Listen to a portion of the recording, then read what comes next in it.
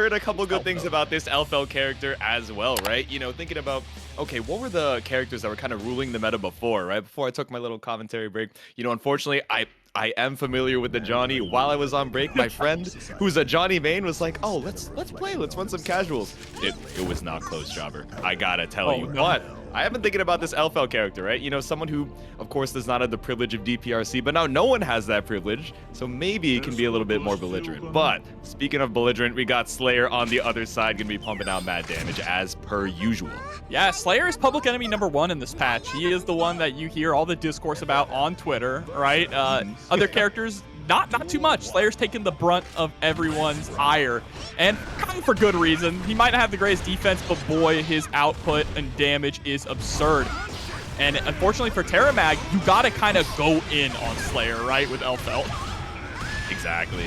Kind of terrifying. We're trying to get a little bit of space here with the run of projectiles, which I quite like. We get the counter hit 5H and forces out the burst here from Riskandy. Straight into the wreck, and we got the meter behind it for the hit. Ooh, and a nice little amount of damage as well. That is one thing about Elphelt that she definitely got in the most recent patch. While her changes weren't as, you know, sexy as all the other characters' changes, she still got more consistent routes, more consistent higher damage, right? And that is huge for her. And you're about to see it right here, going through the wall and going to be able to take the round as well. All right, first round, you're over to TerraMag. Terra, baby girl. Okay, we got some Terra fans in the chat. I'm sure Riskandy's got some fans as well. Heading into round number 2. Up on the burst. Definitely up on the risk as well. Cranking it. Look at how much damage we've taken just off the chip. Yeah, it is absurd. Remember, a lot of this stuff does guard break, so it's going to add up in the pile bunker into the RC so we can get a second one. You're nearly dead off of that. It's 4-hit combo. It's about to be like 2.1 touches. I was scared we were going to die just off the JH, but sometimes chip's all you need. Riskandy with a perfect ties it up. Absolutely. Slayer the new Happy Chaos? Absolutely not. Let's not go that far, chat room. We're making some crazy comparisons right now, but TerraMag gonna spend the 50 for that blue wild assault. The only one that didn't get touched in the in the patch, so keeping that advantage state. Send it with the Pine Berry, but gets back thrown for your troubles. Yeah, it sets up the safe jump there, and Blood-Sucking Universe, don't get hit. Goes for the pile bunker, into the Master's Hammer, cross up pile bunker, but yeah, when you get a counter hit, even if it's a universal counter hit on pile bunker, you're not gonna get anything else off of it without meter. Yep. It's really behind that 50-meter threshold, even after getting splatted up on the wall here. Send it with the super wall break. Riskandy, you got burst, you got 50-meter in the tank, but how is Terra gonna play around it? Tries to wait out the super, but it's burst out. Oh, that 2S, great reach on that, forcing the mix up there, but a beautiful backdash. Still, we mash on the 2P. No challenging from you. There we go, back throw, OTG 2H for TerraMag. It was a little scary there, not gonna lie, right? Riskandy had the opportunity to try and fight back, but just barely a little bit of health is all you needed to seal out game number 1. Yeah, absolutely. And Riskandy got a little too greedy there with the K Mappa Hunch as well, right? If you're throwing out K Mappa Hunch too close to the opponent, they absolutely can throw you after blocking. You're not completely safe depending on the range. That's why P Mappa is so good, right? Because it keeps you at a safe distance where the opponent can't punish you. I see. Mankind new. Duel 1. All right, game number 2. I wonder if Riskandy is, gonna try and slow it down a little. All right, never mind. Immediately just sliding on through, my fault. I should have known, but TerraMag gonna get the first throw. Yeah, and remember, one of the big downsides of Slayer is that lack of defense, so that was a great FD there to push out and get the 6P. Oh, 2H is all 2H whipping. Rare occasion. Oh, but yeah, we just sent it. Bionic Arm, Super Mappa Hunch, put you into the corner. Oh. There you go. OTG for a little extra damage on top. Yeah, you have to burst to stay alive there. 100-meter to Terra's name. To the other side. The scroll wall splat. Oh, no, not quite. Not enough wall damage, but this should be enough for the 214K. There we go. That was actually really lucky there that the kind of OTG actually wall stuff. Yeah. Because I don't think you would have been able to do anything after that, even with an RC. The Slayer kill Milia in 5 hits.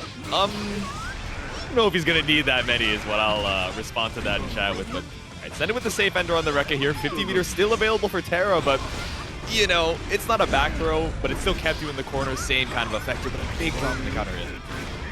Sure, I'm trying to force a mix-up there with the Dandy step off of the guard crush, right? That's one of the good things about Slayer, having that blue wild assault, being able to force mix-up afterwards and taking out 50% of your health there, taking a round. Extended with the super, just like that game number 1, right? Bringing it down to the wire, but again, first hit over to TerraMag. Flex shield comes out, rising JH. Awkward scramble situation right now. Oh my god. Yeah, across to the other side. I don't know if that's really what we wanted, right? But the 2S able to stay so active. Great block on the cross up there. Here comes another mix. And nice IED back. Dank XN coming through with the 18 months. Appreciate you. One thing I'm noticing, J2, about Risk Candy's offense is we are going for a lot of Master's Hammer and a lot of P Dandy, that forward Dandy, making it a little obvious on our offense, right? You're seeing that TerraMag is doing a whole bunch of backdashing and also willing to press 2P to stuff the forward Dandy step. That means that Risk Candy needs to mix things up, do K Dandy to sway backwards and get those whiff punishes, but we haven't seen any of that yet. Yeah, I think especially in this first game, right, we were seeing TerraMag being a little bit more defensive, or a little bit more passive on the defense in particular, right? Then as game 2 kind of went on, I think noticing the same thing as you are, Jobber, thinking, oh, okay, we're going for a lot of this Master's Hammer. Let me go for the backdash, try and interact a little bit. If I get hit once or twice, it's not the worst thing in the world, because I know you're really leaning into being greedy on these Dandy follow-ups. So, let's see if Risk Candy tightens up a little bit for game number 3. Oh, well, we're tightening it up with the Johnny, or as chat will say, Johnesty. Johnesty is crazy. I saw Unbiased here in the chat saying, I would cheer for Wrist if they were playing the Johnny, and maybe needs a little bit of that fan support right now. Finds the jump in JK, but such a low hit stun, right? We're just going to spend a Red Wild Assault to get you in the corner. I honestly think Johnny in this version of the game is better than Slayer. Okay. I feel like a lot of people would probably agree with you, right? You know, Slayer able to kill everyone in like 2 touches, but, you know, Johnny, definitely one of the big winners of this patch, but 6P gonna win out right on the Insengo. Yeah, now we're sitting on 100 meter here as well for Risk Candy. Gonna immediately send the super and take the round. That's his name, chat.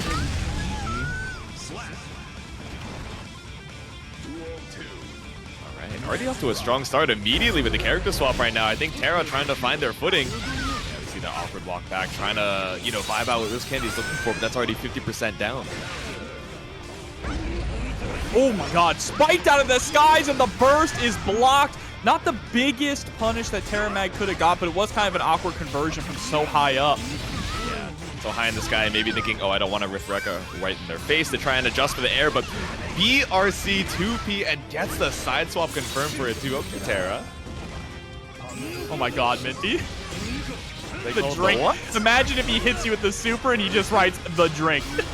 That would be an insane mod, I'm not going to lie to you, but to modify the outcome of this round, it's looking really rough for Terra. You have the burst available, but you want to save it for that second round.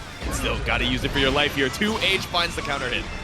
That was actually a really smart burst, too. We held onto that burst just for a little longer before we thought that Risk Candy was going to go for the punish. And now TerraMag is sitting here at set point. But Risk Candy with this change to Johnny has definitely turned things up. Let's see if we can get a game on the board.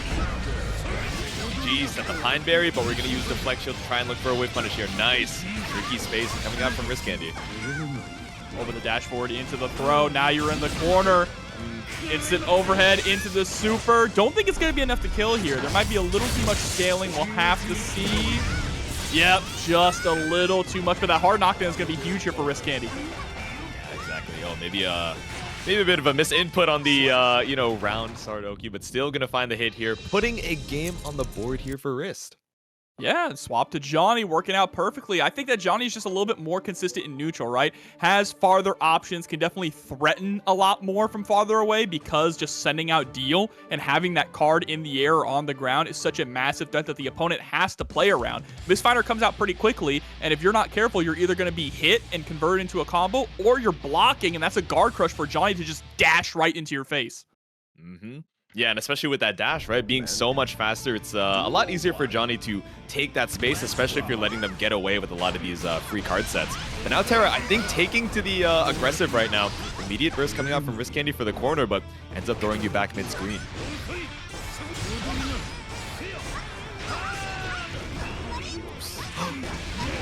Connect from the 2H. Still finds a hit off the scramble, though. Run up, tap, dust, RC. Okay. Oh, the growl. Hit it with the false forward scream. That's what I'm saying. The slot's filled, but I don't know. Maybe if we didn't understudy, Elphelt might be right there and right there with a meaty close slash. Set point again for Terra. All right, still staying one step ahead here of Wrist Candy.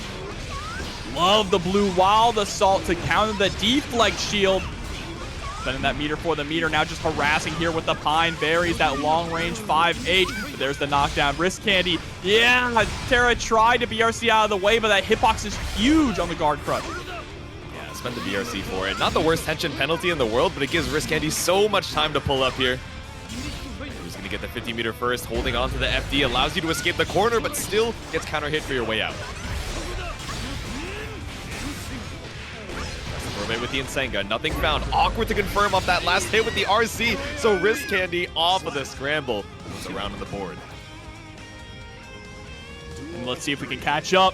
Take it all the way to Game 5 for our very first game of Strive here on Monday night. Double dash with the double close slash. Get the deal into the instant overhead.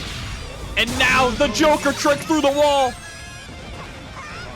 All the health just melted off of 2 interactions. That card set's so scary, especially with the positive bonus. All right, waiting for that 50 to come back up here for Wrist Candy. Any stray hit should be enough.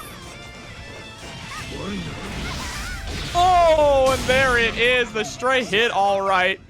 With the Joker trick, taking it all the way to Game 5.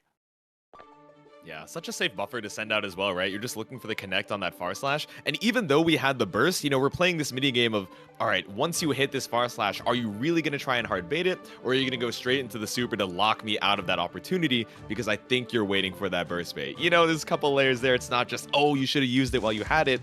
But it is going to bring us to game number 5. Absolutely, absolutely. Trying to get a reverse 3-0 with Johnny. This change has been incredible here for Wrist Candy. Mankind knew that they Also, I gotta say, gotta shout out every time it comes on screen. This Captain Harlock color on Johnny goes hard. It's clean. It's a palette I don't get to see super often, right? But, you know, the black and gold does go a little bit hard here, but no black, no gold. It's the blue wild assault to escape the corner. That's the thing. No one under 25 is gonna know who Captain Harlock is. That's what I'm saying, man. They're like, huh? Who? Oh, Jobber's making another reference again, but all right. Wrist Candy's trying to make another approach here. The offense stopped by the YRC.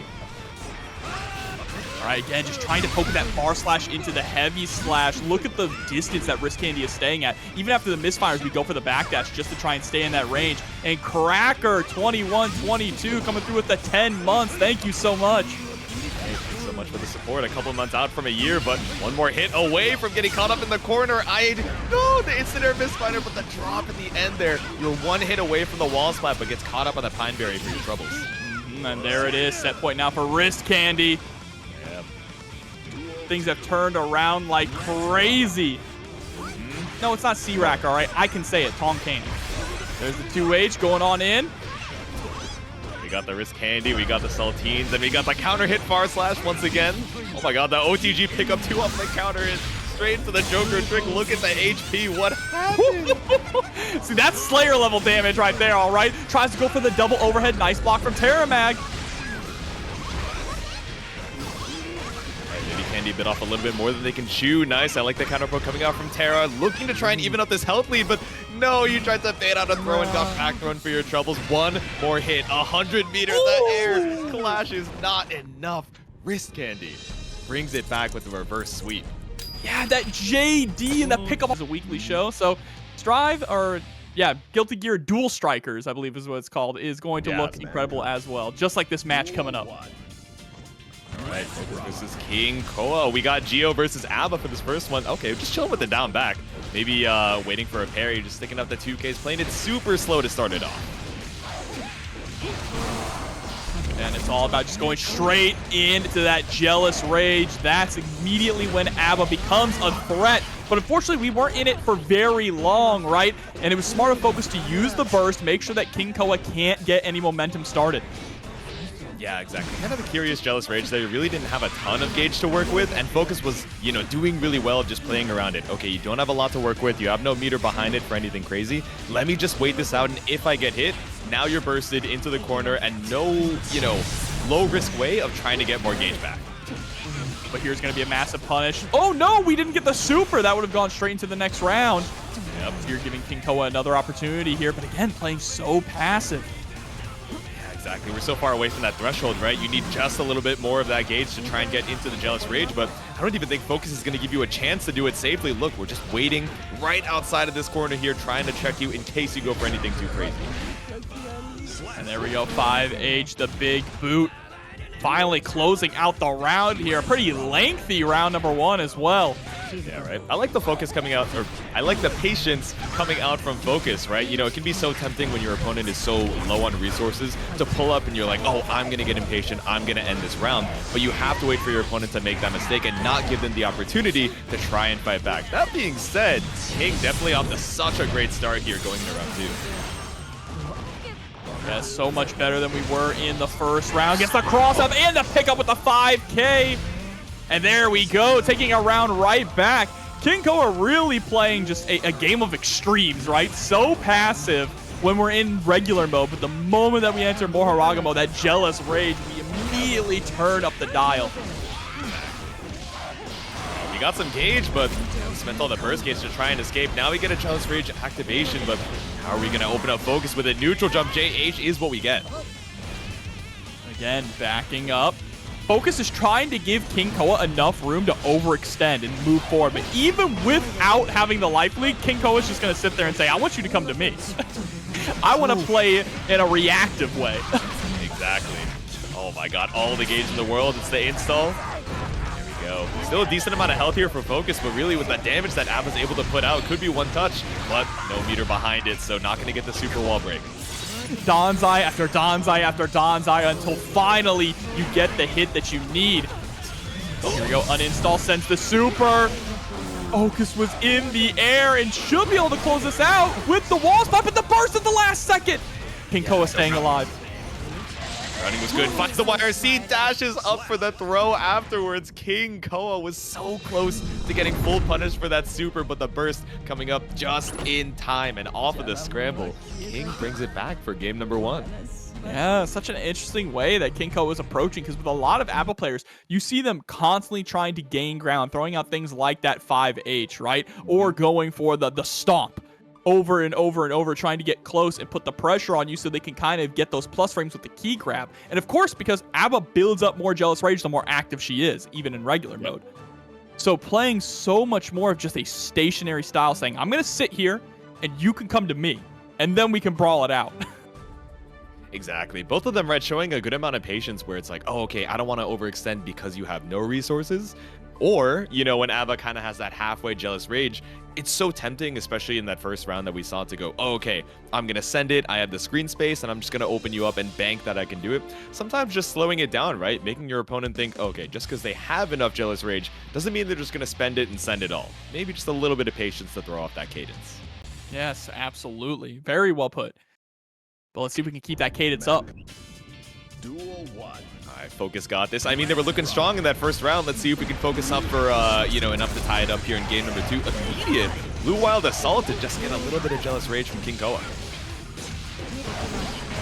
Oh, taking it all away, too. There's the uninstall, blocks the 5H, but we are not done yet. Great defense here from Koa. But now you got to get out of the corner. 2K2D. Special cancel. Jealous Rage, very low on meter, but trying to squeeze out some damage here.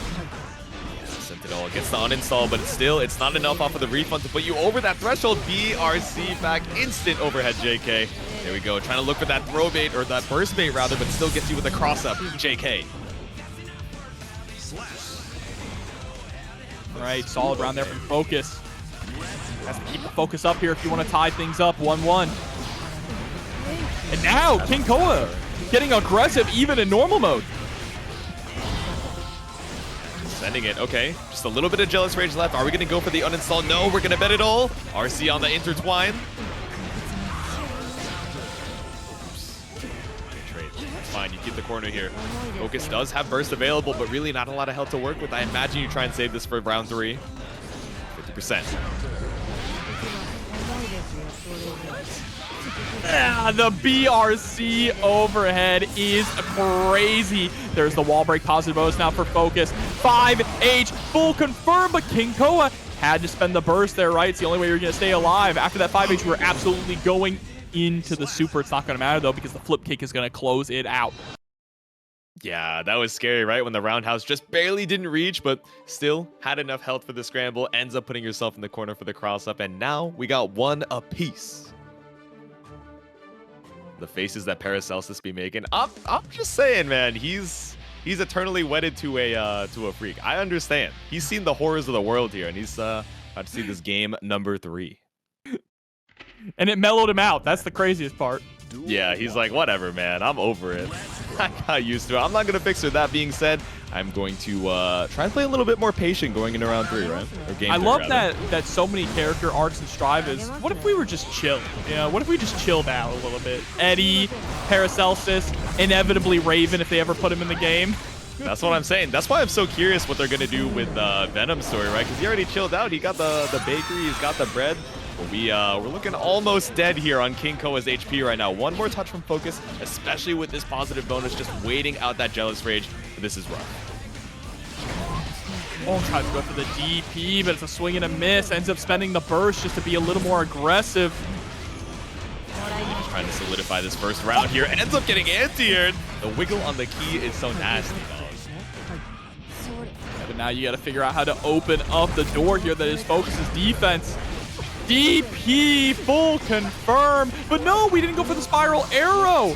Has to get one more hit. Gets the key grab. That's going to be a lot of meter into the back throw.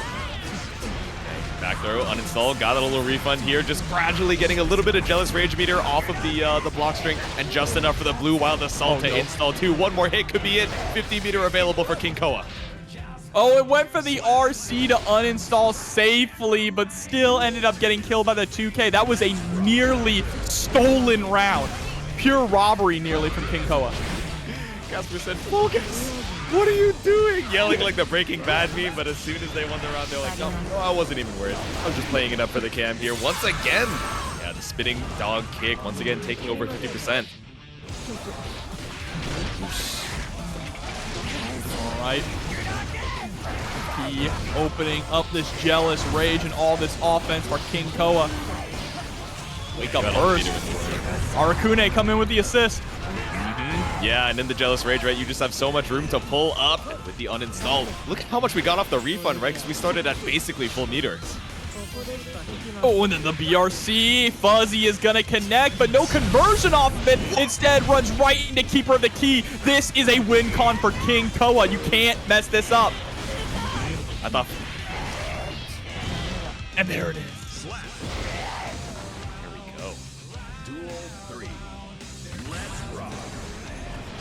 Why did they regenerate so much? So I believe the refund is from how much when you started the install with, right? Not how much you have remaining, if I'm not mistaken. So sending in once again, the install just goes straight into it with a Dawn side. Look at all the damage. This is scary. You do not want to allow A.B.A to just get rolling like this. Oh, BRC 5H. I wonder what we're looking for the post wall break situation. We do have the positive bonus. No challenge on the install. Again with the lockdown, super rush right in, tries to go for the overhead, chasing down the backdash. The guts there from Focus. Gonna get the plus frames there with the enhanced spiral arrow. We really bet it all in the run up. Didn't have a lot of gauge there when we tried to pull up, but knew we only needed one more hit. Thankfully, Focus blocked the overhead off of the intertwine. Now we have 50 meter to try and tie this back up. How are you gonna open up? Ooh, the tech throw! The tech throw into the 2K. Massive pickup there for KingKoa, but isn't able to close it out. This is so dangerous. 100 meter here on Focus's side. Into the mix! And that's gonna be the round. Focus going up 2-1. Oh my god, dude. The ender. I understand KingKoa sending it all in that last bit of Jealous Rage, but I don't know if we represented the low option that much, so Focus just waiting for the startup of that intertwine animation, saying, okay, once I block this out, you know, I'm chilling. I just need that one more hit, and does only need one more game to move on to the next round, but it's been so back and forth this entire set. Would not be surprised if we got another game 5. All right, man, 2 game 5s right off the bat for TNS. I mean, no surprise. This is where the best in North America come to hash it out. That's what I'm saying. Every Monday night, hundreds of folks playing their heart out here. Even in the second set, we're already fighting. Swinging for the fences here and swinging with the 5B. Didn't believe in the hit, though, for Focus.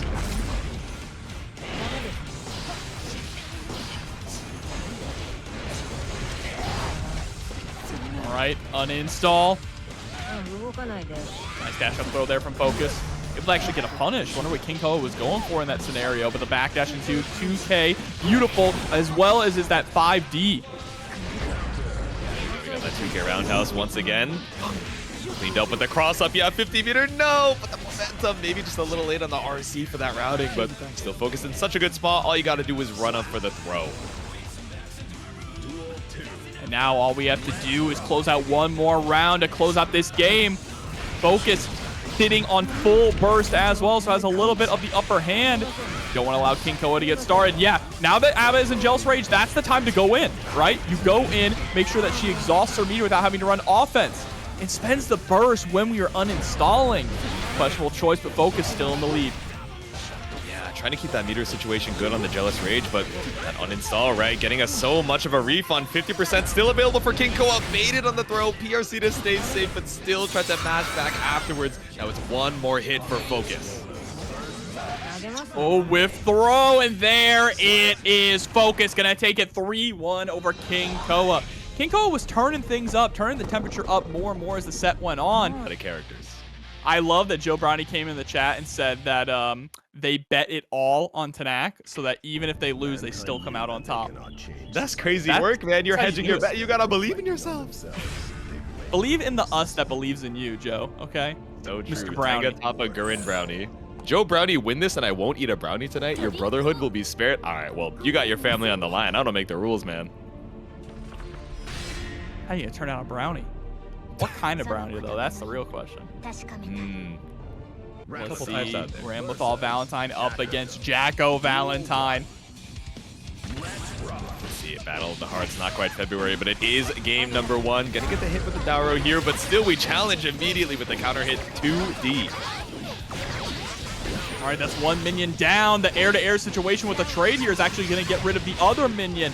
Huge for Tenack. Now pushing Joe all the way to the other corner and through the wall with the windshield wipers. Not going to be a hard knockdown. We didn't have the meter, but positive bonus is going to be huge.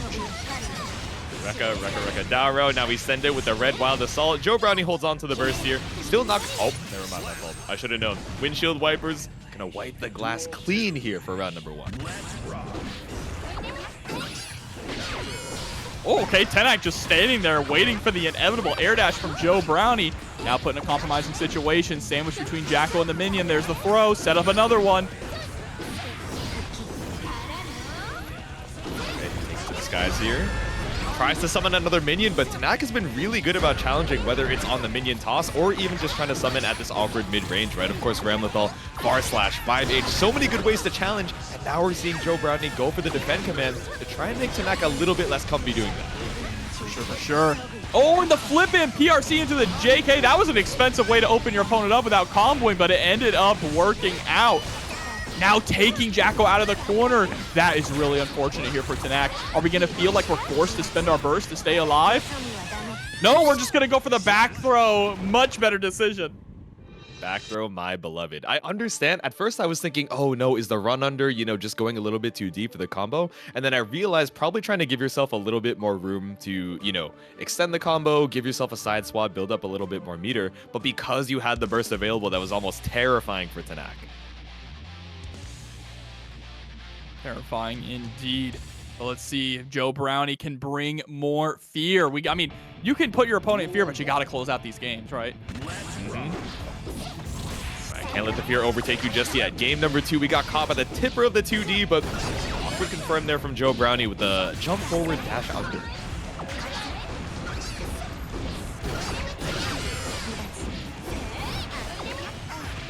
RC to a throw. Very nice. Great defense though from Tenack, able to escape from the corners, what I would say, but Joe Brownie was ready with the aggressive burst, and now you're right back to square one. And with this life lead that Joe Brownie has, Tenack definitely doesn't want to spend burst. Oh my god, but does want to spend it on the red wild assault, right? If we can get that positive bonus off of the super wall break, there we go. We evened up the health lead and then some. We have super available for Joe Brownie, but do we really want to spend the meter like that? No, we hold on strong with our defense and find a 2K 2D. Oh, and the RC to make sure you close out the round. Smart stuff there from Tenack, threatening to go up 2-0. Front start slash out with the far slash, but Joe Brownie just running all the way to the other side of the screen to get this double minion summon. Ooh, OTG. Minions are gone, though. So Tenack just immediately trying to run out of the corner, but runs into a JP there from Joe Brownie. Jackal playing the runaway game, but is going to get hit. Remember, she cannot block when the minions are in her hand. You got to challenge. Just taking to the skies, not going for the immediate toss because Tenack has been so good about challenging a lot of these minion tosses. Now running back out to the mid screen, snipes you out of the skies here and straight into the twister. There we go. Giovanna twister. Now Joe Brownie on the cusp here of tying things up 1-1. And a lot of competitive sets so far. This is only the third game of the night. Can you believe that? Right. Already seeing so many of these layers of adaptation, how we're playing around the minions. Do we want to challenge them immediately? Do we want to look for the 6P to try and go for this counter poke, which, again, so good for at least having a larger hitbox than the 5P, but leaves you in so much more recovery, which Joe Brownie is looking to scout out. Absolutely, absolutely. And scouted out they did. Scouting out that burst as well that tied things up 1-1. Who called him Joe Biden? Yeah, exactly. Corrected in the chat. Joe Biden is a Chipp player. Thank you. I guess with the minions, you do a little bit of Chipp damage, but, you know. It's not the same. That's not Mr. President, all right? Joe Biden decided to move games. Yeah, just trying something new for a change. All right, game number 3. That's why he dropped out, bro. He had more time to devote to plus R. He had to lock in for season 4. He saw Dizzy announced. He's like, all right, I'm sorry, guys. I gotta drop out. I'm not making it to term number 2, but I am going to make it to game number 3. The immediate run back into 5K. Catches a counter hit here for Joe Brownie. Oh, and the mortal counter on the 2D. Nice pickup. Didn't want to go for too crazy of a conversion, right? Because we didn't want to get the wall break. Instead, just trying to keep Tenack locked down in the corner. The minion, not trying to be too greedy with the summons here, right? So instead, going for the RC routing, sets the second lad with the charge dust, a clean first round. Duel 2. Let's rock.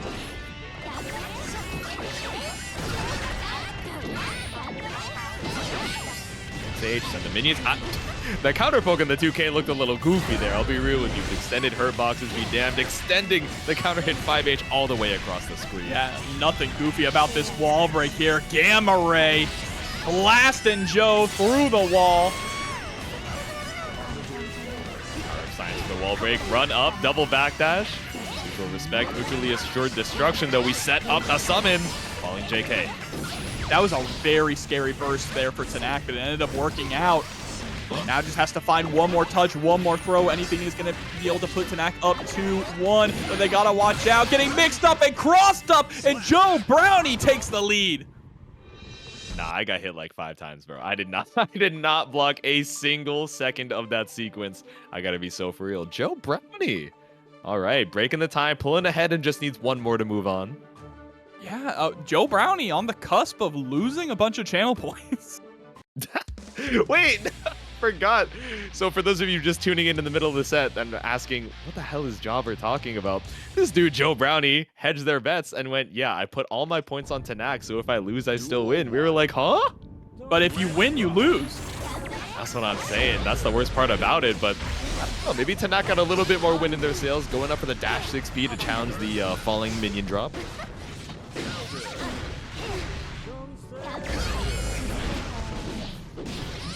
Ooh, far slash, heavy slash, nice confirm.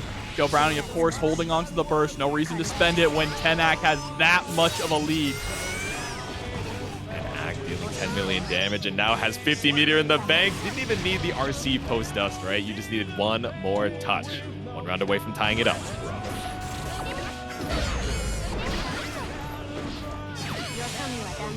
All right, there's the throw. I gotta say, this is not really fitting music for how intense this fight is right now. Yeah, this is valid energy, but I don't know. The only thing we're crying about is the damage pumped out. 2 hits, 40%. The Mortabato Endo here secures the hard knockdown and positive bonus for Tenack. Up against the corner. And the super straight through the wall. Enough to get the kill. Tenack taking it all the way to game 5. That was such a fast game, man. I feel like I looked away. Went to go blow my nose real quick, and then I was like, oh, wow, that's another Gamma Beam for the kill, and now we're headed to game number 5. Like, what happened? What happened is Ram happened. Sometimes Ram Very just true. does an obscene amount of damage. She really do be killing, man. I'm like, oh, Gamma Beam, like that super just cranks. I understand. Then I see more Tabata kill as well. I'm like, thinking emoji, but what are these players thinking? Heading into game number 5 immediately. A little bit more aggressive here from Joe Brownie, right? Finally spending the blue wild assault for the minion set, but Tenack, again, so good with the challenges. All right, now there's the rock. Beautiful backdash afterwards.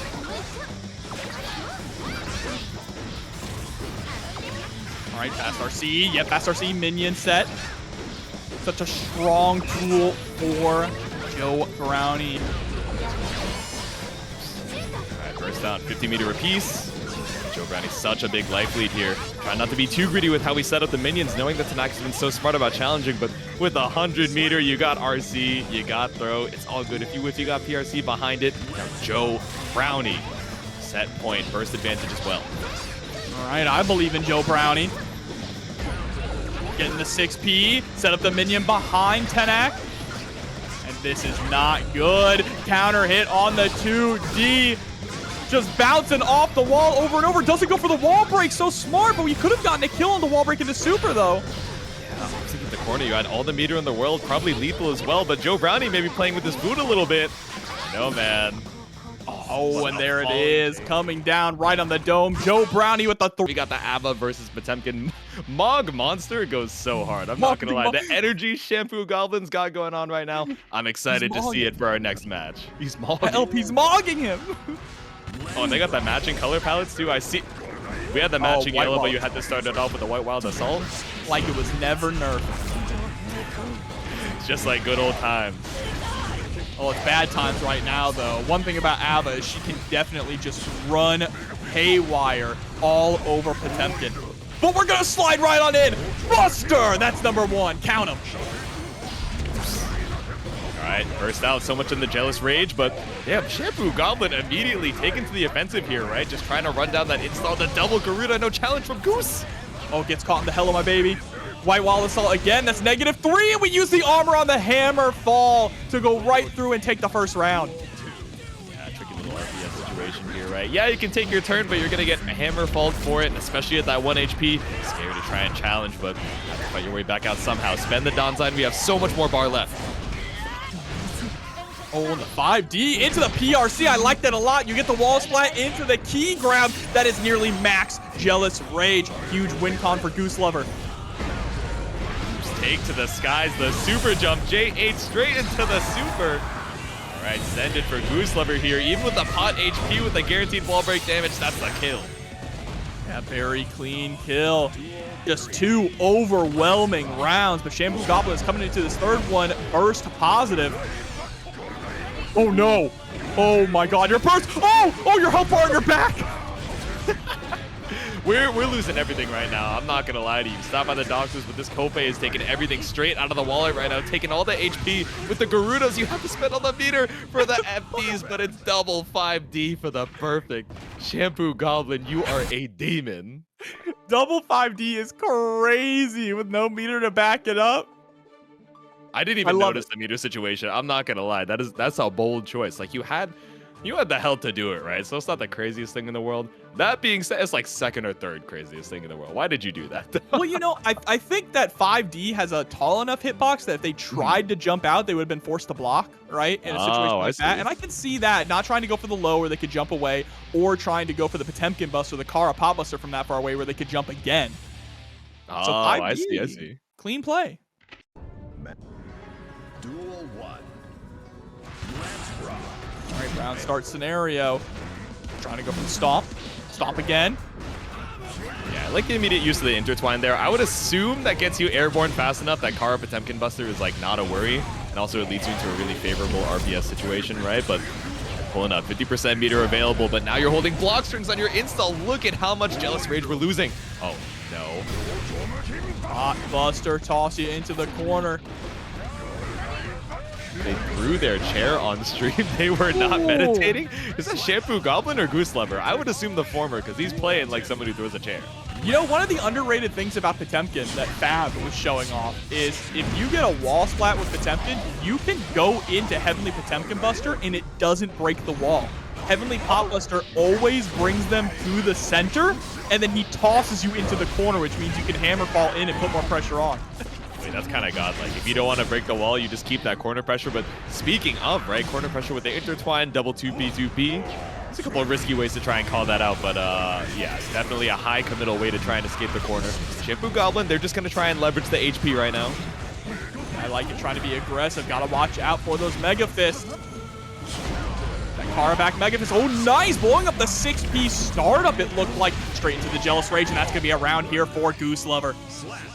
Danzai for the kill. Goose Lover ties up the rounds. Still a little bit behind in the burst, but really not the worst thing in the world, right? We think about, ooh, round start parry. Really betting it all on that Jealous Rage buildup, but yeah, Meaty Garuda, this is rough. And another Pot Buster. So much of your health is vanishing. Oh, negating? Never mind. I was going to say negating the BRC mix, but the great reaction from Shampoo Goblin to go for the double jump and using the armor once again, 2-0 lead. Sometimes Thriving you in gotta the scramble, minus, yeah.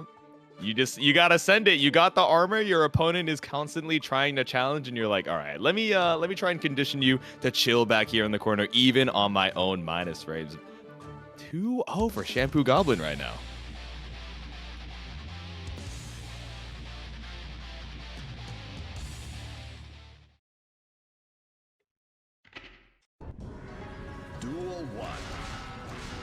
All right, round start scenario again. Nice. I like that we just went for 2D at round start. Goose Lover is recognizing that Shampoo Goblin is being hyper aggressive at round start every single time. Oops. Goes on through, burst down for both sides.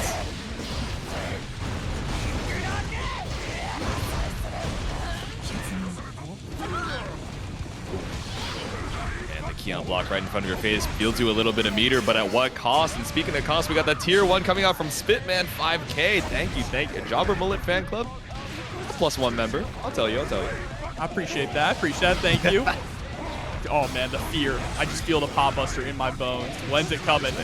Oh, it never does. And that's the thing. It's like a horror movie, Jatsu. You think the jump scare is coming, but it's just the tension building up over and over and over, and there's no relief. I think it's a jump scare, but instead you're getting scared to jump. That 2D just keeping you locked down on the ground here because you know they're so afraid of the PB.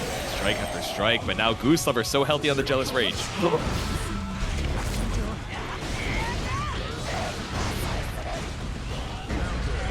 Oh, just trying to wake up with something. A big, meaty counter hit is going to allow Goose Lover to close out the round here. Still not able to close out a game yet, and Shampoo Goblin is sitting at set point, but that is a perfect for Goose Lover, and you cannot deny that. Right, intertwine once again, the 2P right after that 4-frame so strong for the RPS situation. It's available, trying to keep you at bay with a 5H.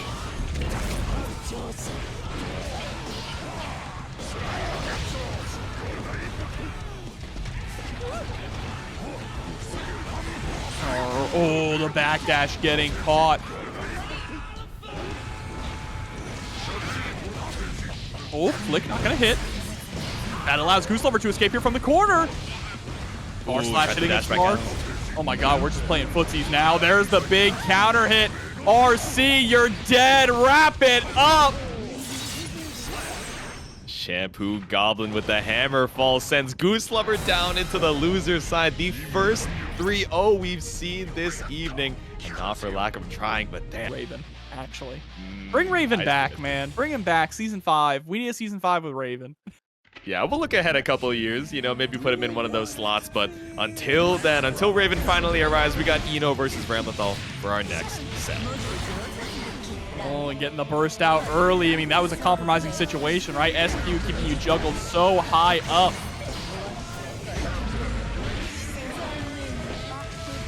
Ooh, that was clean. Catching the backdash with a 2K. As Jotogu comes through with the prime sub. Thank you so much for the support. Hey, there we go. Appreciate the sub. Master Raven probably not appreciating the 6P. Buys you a little bit of space. No full confirm coming out from SQ here, but yeah, Set up into the rock. That dive, scary, right? Any of these anti-airs would have been a forced counter hit, but still gonna find one on the ground.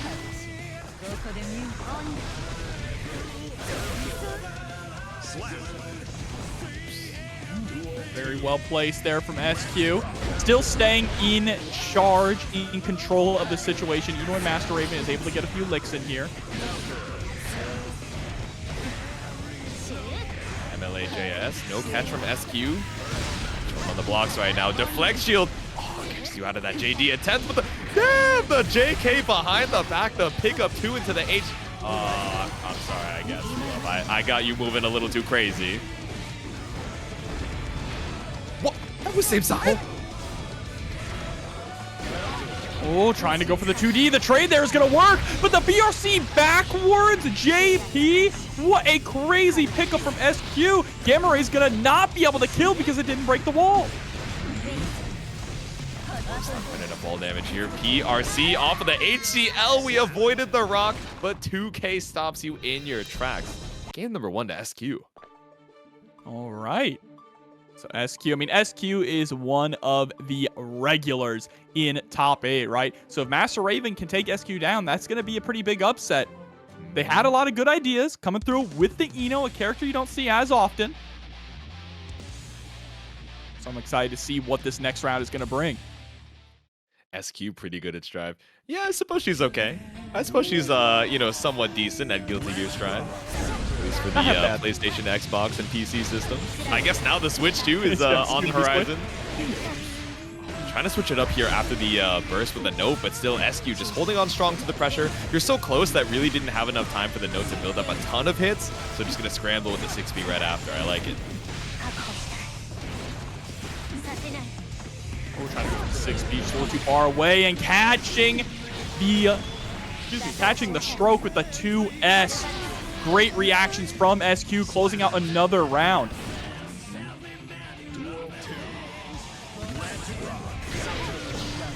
Another trade situation, but because Master Raven was in the air, it's going to be in SQ's favor. Ooh, backdash, yeah, but because of that backwards momentum, not able to pick up off the JD, but scramble afterwards. Master Raven finally gets the wall break. Just barely didn't have enough meter for the super knockdown. But still, pretty good to try and scramble with 100-meter with the MLA into the empty low. SQ just holds on. She's like, all right, see me next round. But that's the kind of we need more rounds like that from Master Raven, right? That's the kind of round we want to see from them. A nice, trying to go for some kind of a whiff punish. One of the things about Eno is going for air dash or forward dash whiff punishes is really difficult, right? Even if SQ misses the 2S, it's just so much startup on that dash. Well, there we go. Mad Love gonna break the wall. Oos. Okay, flash with the far slash. It's not the worst thing in the world here for Master Raven, especially with the 50-meter to try and buy that turn back with the BRC. And we stay safe with the PRC, but not safe enough. Burst out off that counter hit 5H.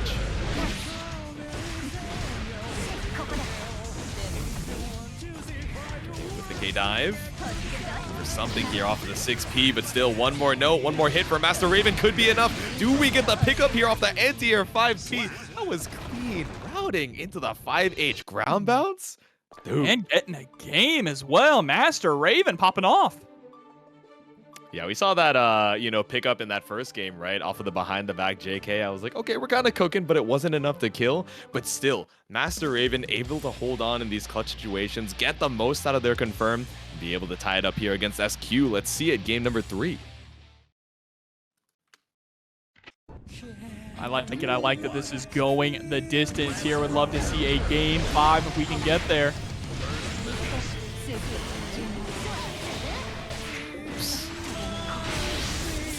The wall, the immediate Mortabato. You got the 50 and spend it immediately, but you're going to get it right back. Invested in this positive bonus. There we go. Master Raven, worse for wear already, and barely has the opportunity to even build up 50 of their own. Oh, and sent through the wall with a perfect, not even through the wall, just dead. Yeah, we didn't even need to break the glass on that one. It's not an emergency. It's just a ram round. An SQ round here off of the anti-air 5K.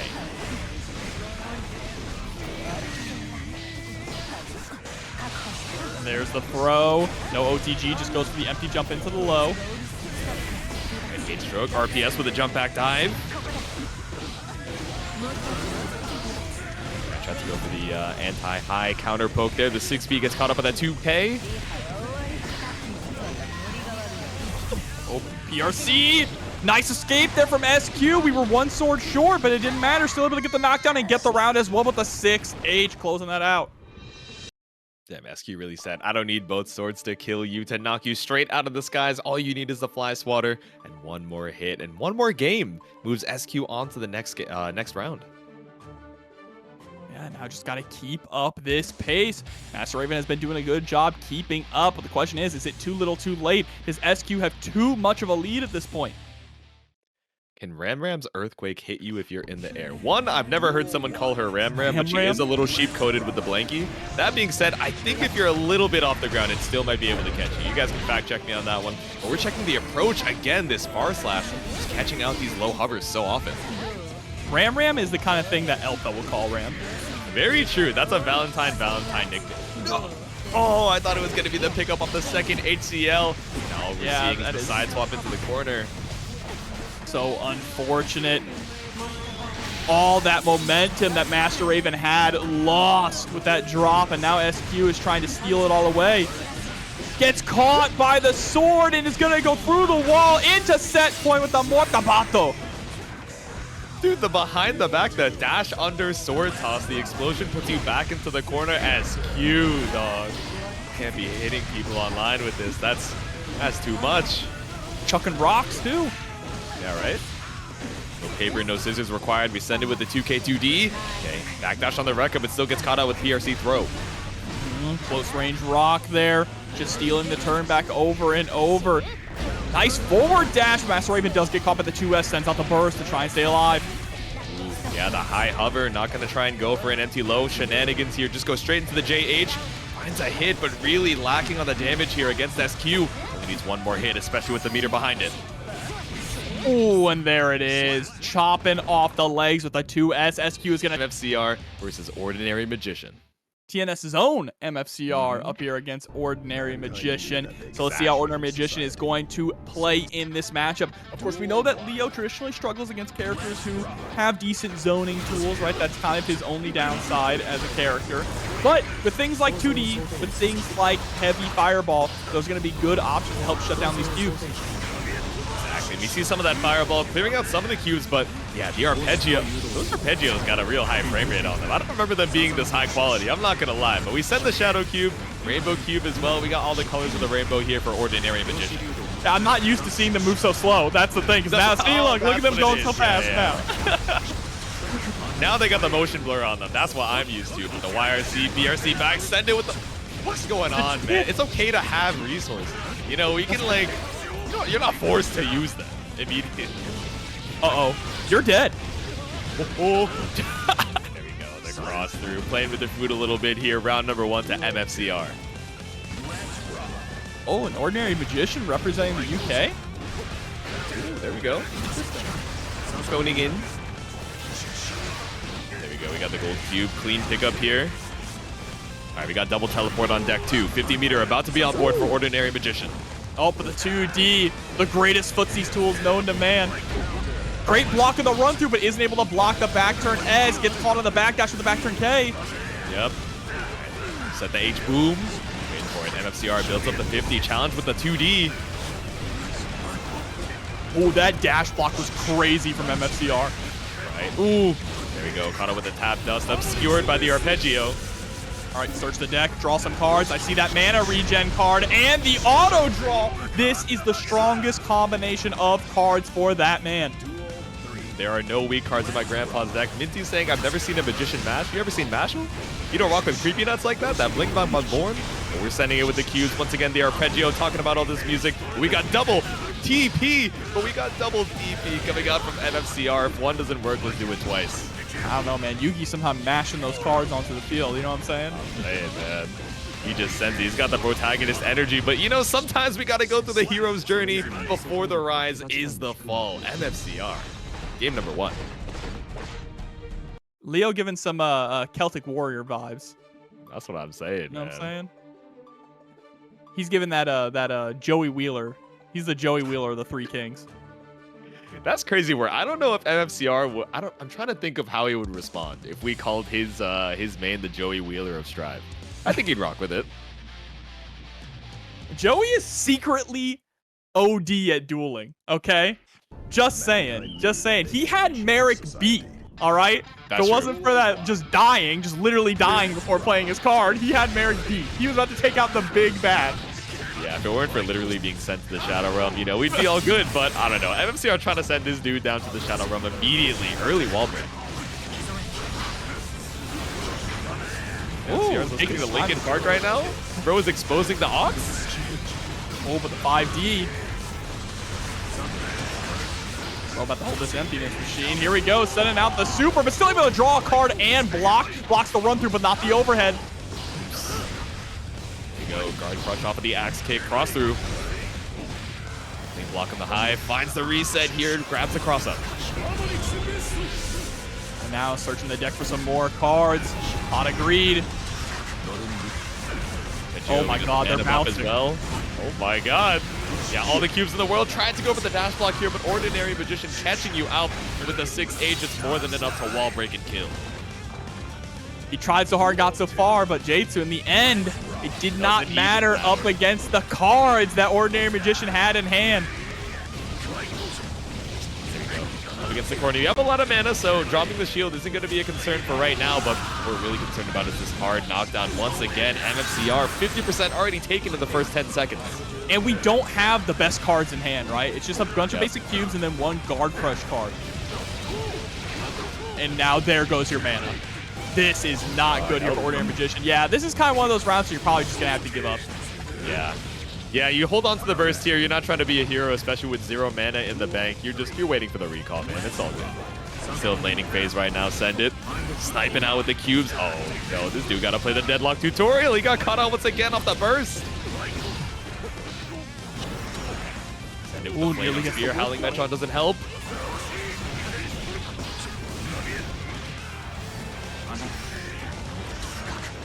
All right, charging the mana. Nice dash up, catching the back dash. But a beautiful throw again from Ordinary Magician on the run-through attempt. That's 2 for 2 on those. Yeah, pretty strong. Calling out a lot of these resets here. Now it's all the time in the world to set up a million cubes. Maximilian Pegasus with his deck right now. And now we got the mulligan just to make sure we confirm the kill. Oh. Him down. Oh, God. Okay, he built the burst. MFCR actually not in the worst. All right, my fault. I was gonna say, not in the worst position to try and eke this round back out, but Ordinary Magician, right, just had so much time to set up all the arpeggio cubes in the world, just keeping the plus frames rotating, and chip damage was a factor too. You had to go crazy, try and look for a Berserker Slash or a Slash back out to try and challenge, the cubes on the screen. Unfortunately, gets sniped out.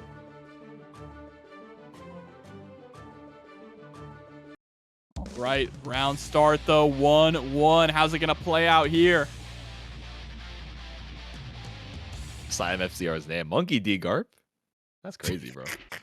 One piece, I don't know, man. You're looking for the 1 cube. You're looking for the 20 cube right now and trying some way to make your way through. Pretty decent starting hand here for Ordinary Magician. Cube at the black hole.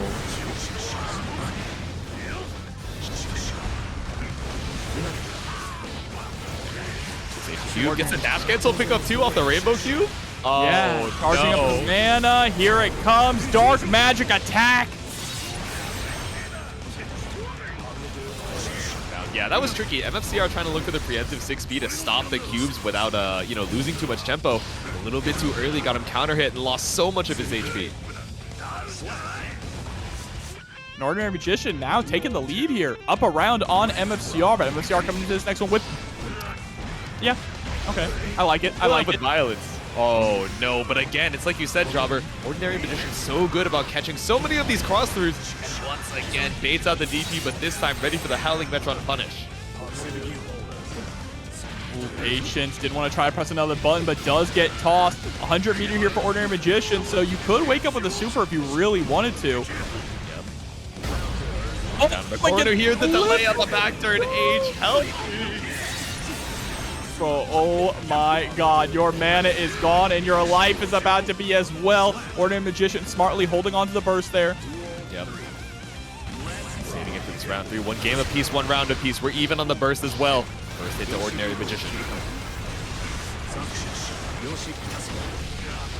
Ooh, the cross up with the TP Rainbow Cube as well, just barely before it made contact with MFCR. Oh, 2D getting blown up, finally losing out. And there it is, imaginary technique, purple, but we're gonna super right through with the heavenly restriction. That's insane. That's actually the Nah-Eyed win coming out from MFCR. Still being likely to try and make your way through, and no burst available for him as well. Have enough for the Red Wild Assault, but Ordinary Magician, 1 less burst to worry about. Oh, mortal counter, or excuse me, big counter hit on the close slash, and you are dead. No! Still alive, even with the super damage and the wall break damage. That is crazy. To get 2D, a little bit of time to breathe here. The TP ended up being same side. MFCR swings into the deflect shield, but still pulls up with the 6K. The big leggy for game number 3. MFCR up 2-1. Yeah, I thought even with the shield coming back that it was going to be enough to get the kill, right? Because that super normally does a chunk, plus the guaranteed damage from the wall break. Man, being able to survive that was crazy, but MFCR still closes it out. In the end, is up 2-1, like you said, J2. See it. Game number 4. Man, that super on super interaction. I can't believe MCR was ready for the super flash there. You have a little bit of time, but was ready. Had that 50 meter in stock in case we saw that panic button.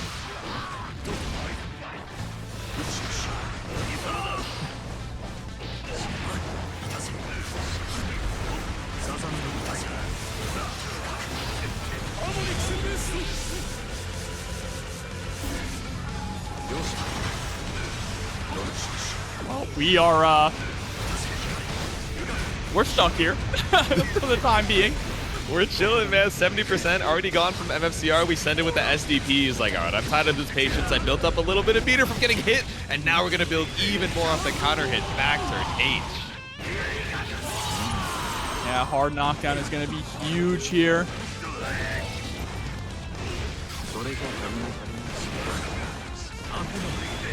Oh, but wake up. Super does not care about your 2D at all. And trying to challenge MFCR, go for something meaty there when he's on 100 meter is really risky. We know that MFCR is the kind of player who is going to send out, if he has 100 meter, he's going to send out super. No longer have to worry about DPRC, but with 100, like you're saying, right? Super RC, always a threat, especially when it's in that kill range. Sometimes you got to be a little bit bold in spite of it. Can't give up your offense for free, but speaking of the offense, not going to let you get away with, blocking for free here. 3 cross-ups in a row. 1 more hit should kill with the throw. Bait MFCR. 3-1. Dany, not all of us can handle a hot wife, all right? So you got to run back to Chipp. That's what happens, man. You know, not everybody can handle the Slayer, but okay, we got the creative new colors here. Pulling up for Marvelo. We got the black and white, the comic book colors against Risk Candy's Johnny. Up against the wall already. Oh, gets hit on the close slash and baits out the burst. All jokes aside, I love Marvelo. Big fan, big fan. Sending it. Risk Candy trying to hold their own right now. Really big health lead as well, especially with the burst advantage. Tries to bait it out with the RC, but not going to go for the hard bait. Just continues the combo. No burst available for Risk Candy and finds the anti-air 5P. Yep, and the 6H wall break. No meter to get the knockdown. Positive bonus here, so now Marvelo going to try and play that whiff punish game that he's so good at. There's the RC, and that's absolutely the end of the round, and better believe it. Dying with 100 meter. Unfortunate for Risk Candy here, especially after such a strong start, but all right, pretty even on the burst going into round 2.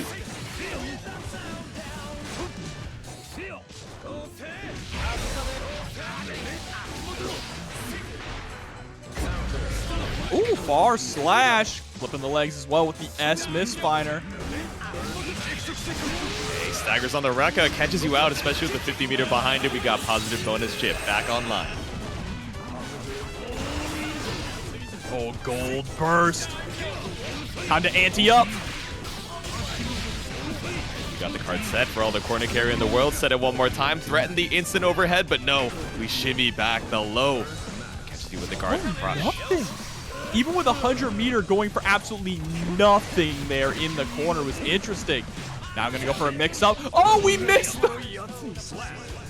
That was a really clean adjustment there from Risk Candy, because that was absolutely a screwed up TK misfire.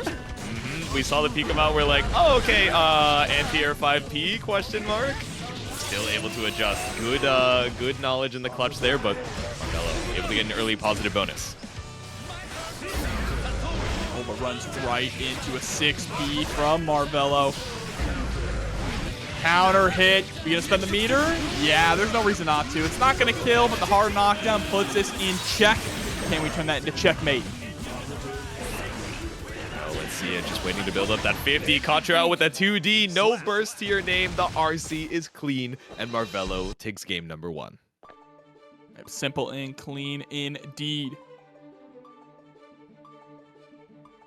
Yeah, we're seeing a couple of these, early round situations, especially where Risk Candy is trying to, or, able to build up a little bit of that space, chipping away at Marvelo's HP. But I think once he realized, oh, okay, I'm getting a lot of this respect, I can kind of pull it for free. Yes, I have to worry about these straight finers, I have to worry about /5H, but, otherwise I dash block my way in, I be a little tricky with the air movement. Suddenly I have you in the corner for free, and it's an early positive bonus every time.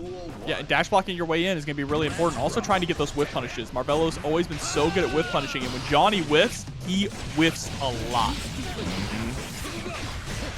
Now you see Risk Candy opting to move in more, right? Doesn't want to whiff, doesn't want to allow Marvelo to get those 2Ks, those 5Ks into 2D. Instead, is going to take the fight to Marvelo, and already with a substantial lead, 1 hit away from taking the round.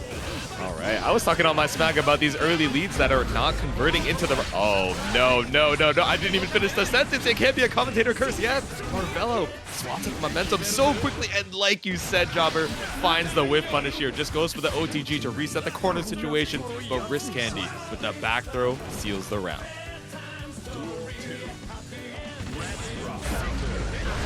Immediately slashing on through.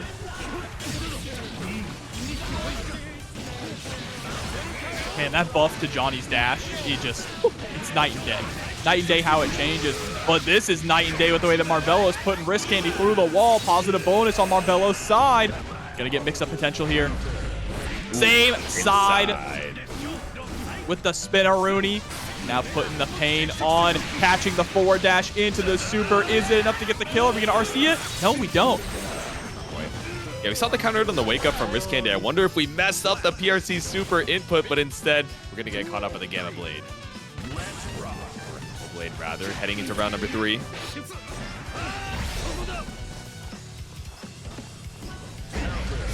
Oh, speaking of whip punishes, Risk Candy bringing out a few of their own, but missing the misfinder for the knockdown.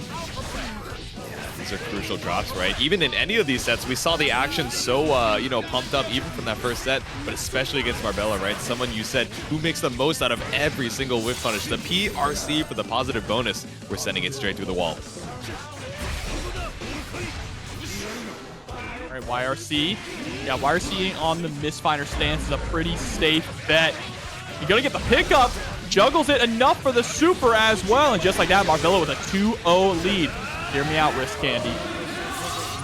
Time to bring out the Dandy Man. He does a lot of damage, and I think he's a good matchup against Chipp. I mean, that's what I'm saying, right? We're winning, a good amount of these neutral interactions, but it's, dropping these crucial enders, like you're mentioning, right? A lot of these TK misfinders, unfortunately, not making their mark, or even just dropping them in the middle of the combo as well. So maybe if you're able to get the most of it with a different character, it might work better, but Risk Candy is locked in on the Johnny for potentially the last game. We'll have to see, though.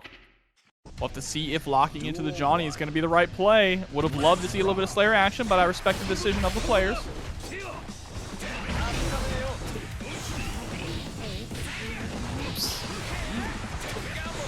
Jump in after the Gamma Blade. I like the challenge with the 2K. A little scary, but we do a little, faint misfire just to keep us chilling in the air. Oh, and catching a lot, but we are missing out on a lot of these hard knockdowns, right? Really just giving Marvelo the room to come back. YRC spend 50 of our meter and spend 50 of the burst, trying to get aggressive on Marvelo. Puts you right back where you started. Ooh. The wall jump, but still Marvelo 50 meter to keep the pressure on. Gamma Blade finds its mark and tries to mash through after, but counter hit far slash is all you get. Oh, and the PRC with the stuffing wrist candies far slash as well. Gonna take the round and putting ourselves at set point. Got the stuffing. It's Thanksgiving for Marvelo. Just needs one more round, but all you're getting at the dinner table is this 50% already from wrist candy. Now you got 50% available, but no. Okay, not able to keep the pressure on. Once again, just these lack of hard knockdowns give Marvelo so much space to try and scramble with these whip punishes.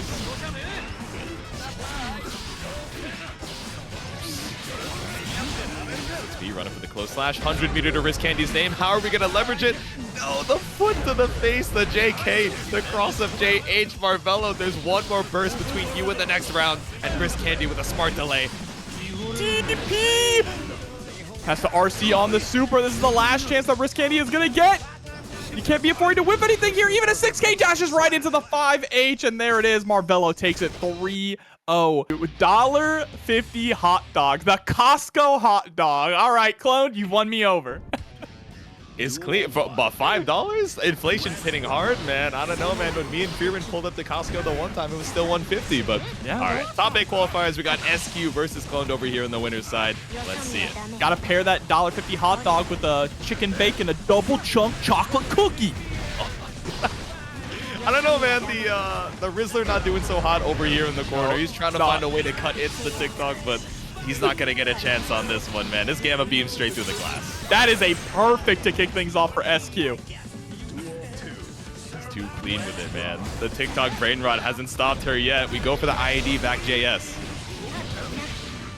Yeah, and still staying strong here. Cloned up against the corner. Just looking for the opportunity, though, to bring that boom with the pile bunker. But can we find it? Just being smothered with offense. I don't know, man. We might be looking at the boom real soon, right? We have the burst down from Clone. Oh, the reset! One more hit for, no, another one! Oh my god, SQ was able to block all of that. That's crazy. It swings on the 5H to blow up the Dandy step. SQ, what a play! Oh, SQ just got like 720 on. Like, not even in place, but like around her character model. Still survives just barely with 1 HP. Clone. One straight hit away from taking it. BRC to slow down the situation. TG not going to be enough, so we go for the safe jump off the 5P with SQ for game number 1. I'm curious what happened there. It almost looked like we tried to do super PRC and got blown up in the start of the PRC because you saw the reversal come out, so it looked like they were going into super Mappa Hunch. Oh, and we're going into this next match with a $15 contribution from Noah Sayo. Okay. Thank you guys very much. Of course, thank you. But Clone, they did a pretty great job there. Just SQ's defense, so hard to crack open. The Turbo cracking open the wall at $30 into the match, Reno. Thank you so much. Damn. Love you guys. Saying guilty gear forever, absolutely, but I don't know how much time you're going to have, in this top 8 qualifier, right? Big damage by both of these sides. I don't know if we're going to have forever to try and get the game plan against SQ. We got the super wall break once again. Yeah, and the data told us that Clone did come out on top against SQ in 9 moons. So SQ trying to get the revenge here, the run back. Exactly, trying to swap up the story here. This Mortabato just keeping the pressure clean. One more hit. We have burst available from Clone, so it gives us the gold burst as well. Trying to leverage this positive bonus. Takes to the skies with the JS. Passing by like ships in the night, but once again, SQ takes her turn back. Oh no, but the 2H going to whiff and get blown up by the sword toss. Had such a good use of sword toss there to get the whiff punish. Another whiff punish, just shimmying in and out of that 2H range. That's one thing about SQ. She's been doing a fantastic job of staying just outside of the 2H range to make sure she doesn't get caught. Clean on the spacing, but spacing's not something you're going to be able to worry about here when your back is up against the corner with Slayer, Bloodsucking Universe to crank that Universe counter hit on the neck. We whiffed 5D into PRC 2H. It got the hit. Another bite. The Universe comes out here for a Clone, but it's still not enough. Yeah, too heavily scaled, but Clone with such a huge lead. That lead could immediately disappear, though. SQ building up a lot of resources. Just goes for the super Mappa Hunch. Bionic arm, wear your clothes. the super that makes him young again, man. What can we say? Another cross through. Clone just running away with it right now. The double dash for the cross up. 50% still available for a wild assault if we need it, but we got 5k 2D. What? Okay, and there it is, the close slash. Just like that, a perfect clone with one of their own. She's able to score that 1-1 here. All right, tying it up. And I mean, we were talking about this, 9-moon set. I didn't get to see it myself, but Clone, coming out in the Game 5 situation. And now we're kind of seeing how Clone was able to, trip up SQ's momentum. We think so much about, even if you just scroll through the Twitter, right, especially as these patches drop, SQ is one of the first players to figure out these incredibly strong, like, checkmate sequences that make the play so consistent every time. But when you're someone playing at the pace of Clone, even the best and brightest of us still can fold. I know I'm not surprised, but I can fold for sure. Right now, though, SQ not folding. Doing the damage, putting Clone through the wall and getting that positive bonus. Also challenging on these Dandy steps. Not allowing Clone to get away with Dandy stepping for free and neutral, and that's big. Oh, yeah, gets the super PRC this time, but yeah, you got the execution, but the decision-making afterwards, right? You're not quite sure what to do, and SQ just ready for it. I mean, perfect. 5H gonna hit. It's gonna be a big combo here for SQ. Goes for the wall break. We want the positive bonus and the hard knockdown. Not gonna hold on to the corner. Hard knockdown once again. We got burst available. I was thinking we were gonna hold on to it, but it could be that last round for you. Clone really trying to hold on. The double dash, same side, Lord's Hammer.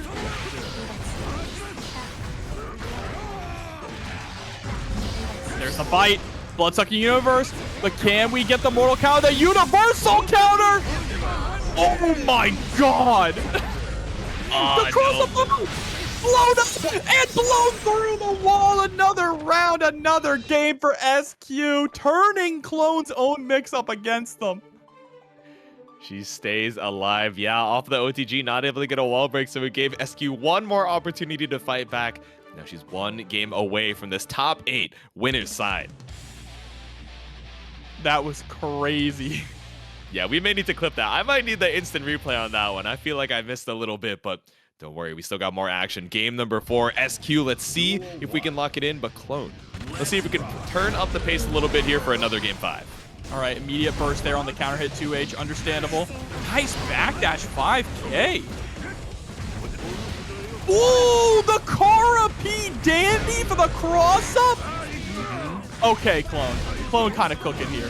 And there it is. Slayer back shots to close out the round. Here we go. A counter. Perfect. Clone saying, all right, you're not the only one who can have the big P. Still got the burst available here as well. We're just going to mash it back out for the corner situation. Oh, but now coming back into the corner. SQ in control. Very difficult for Slayer to escape from situations like this, right? You got to take risks. Wall break with the sword toss here. Into the wall, Gamma Ray. No, Mortabato. Understandable. Maybe one of those right? wall breaks, you're not able to get the slow super. Still just guaranteeing the damage where you have it. Positive bonus, pulls up with the sword toss. Set on the rock, on the plus frames in the world. Cloned. How do we escape? I think this is honestly just a battery round, right? We're just waiting, trying to get the burst up. It's fine if we get hit here. All is well. That was great awareness there from SQ as well, not to overextend, able to block and punish the super accordingly, now sitting at set point. All right, one round between you and top 8, potentially full burst available. Clone looking for the bait, but SQ doesn't bite. Yeah, I love it. I love going for the blue wild assault, which gets the guard crush, guarantees a dandy step mix-up. Anti-air pile bunker. Empty jump bite with the perfect for Clone. Taking it the distance.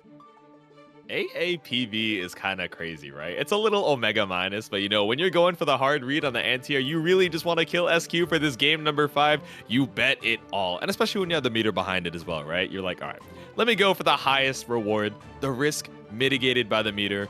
And now we got a final game on our hands here, fighting for this winner's side top 8. Already in top 8 qualifiers. Crazy to see. Don't get mad. Be dandy. So true. A lesson for all of us here. Heading on into a game number 5. The immediate burst out from Clone.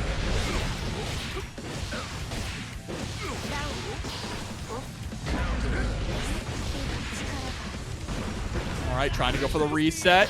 Nice jump back, JK. Takes the meter and takes the life.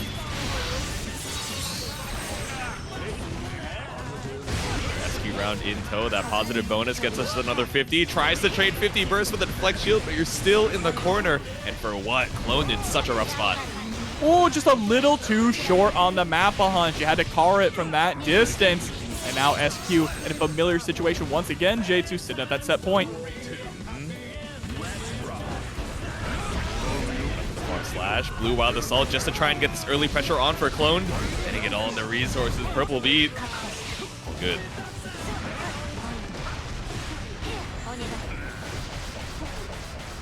Takes to the skies, crank up the risk off of the JPPPPP.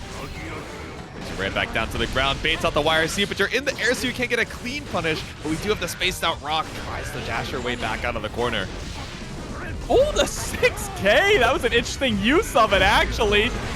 Master's Hammer Mortal counter. Swinging right back. Dude, 2-4 H starter. I thought we were going to go for the immediate wall splat. What's it called? Reset up against the wall here just for a little extra damage. The ID back JS isn't enough for a confirm. Still chip damage is a factor here for Clone. You have to FD. There's the throw, and SQ is going to close it out, getting top 8 line tournament. Jack, happy chaos? That's such a godlike story. I'm not gonna lie. Jack from Celestial descends onto the net play brackets and finally, after years of competing, pulls up to EVO, gets that top 6. So trying to defend that title here as we head into this top 8 qualifier. And as we thank you for the 750 contribution, thank you so much for the generosity. Absolutely, but here we go.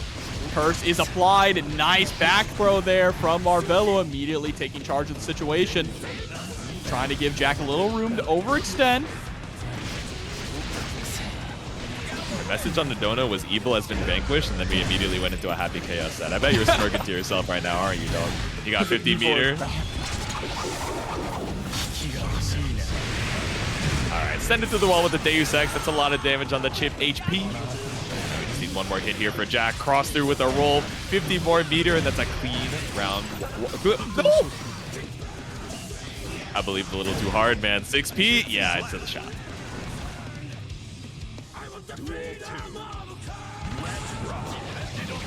It's fine, Jack is my king, Slayer is the evil. Understandable. We got a lot of Jack fans over here in the chat. I'm sure the same could be said of Marvelo. Sends it with the 2D, the counter hit forces out the burst. Jack really not trying to eat that positive bonus from Chipp. No, not at all. Ooh, there we go. Dodge the bullet. Cross up as well. Marvelo doesn't even have to spend the meter to get to the wall. Gonna spend it instead to get the break through the wall. The Uzumaki barrage. And now a check scenario. If Marvelo can get this mix-up, they can close out this round. YRC roll gets back thrown. Leo right now. There we go. The pickup from Marvelo. Kinda clean there from Marvelo. Very, very nice. And now a round apiece. Marvelo, of course, with the burst lead, or at least had the burst lead, spent it to make sure that Jack couldn't keep running that mix-up. That was a crazy. Up against the wall here. Had so much time to run down the focus, but I'm focused on that $30 contribution from the positive jump. Thanks so much. Shot through the glass once again. Positive bonus. Invest that meter and get it right back. Maybe needs to buy a little bit of time for this focus to come back up, but we also have Focus Super ready and waiting for Jack. Yeah, but here we go. YRC to prevent the cross-up attempt with the Alpha Blade. Double shot really eats into the focus here, so Marvelo not afraid to challenge with the 6P. Gonna build up enough meter here for the Deus Ex Machina. Doesn't spend it though. Instead, he's gonna get the throw. I kind of like that. They probably weren't sure if the Deus Ex Machina was gonna kill in that scenario, which it very well might not have. And sure, you would have gotten the hard knockdown, but Marvelo still would have had room to move backwards if they survived that oncoming mix. So keeping him locked into the corner was a smart play from Jack. Yeah, exactly. Just stay right up in their face. 50 meter behind it. The threat of it allows you to get away with a throw. And now we got game number 2. Marvelo, how do we adjust? Duel 1.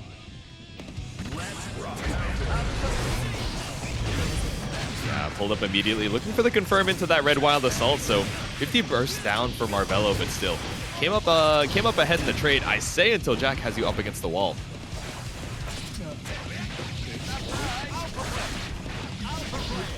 Oh, the Alpha Blade, nice block there from Jack.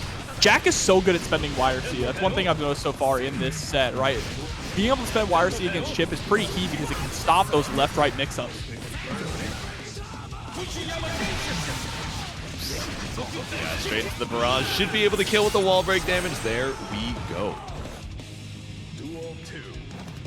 Let's rock. Curse immediately applied. Takes the air shot. Double roll is going to work. Gets the burst out of Marvelo. And the clean whiff punish. Ooh, double backdash. Whip on the shots here. Not going to find anything with the gun, but we are going to find a burst. Send it with the shuriken. Oh no, we're trying to go band for band with the projectiles, but this auto aim is going to work out definitely in Jack's favor.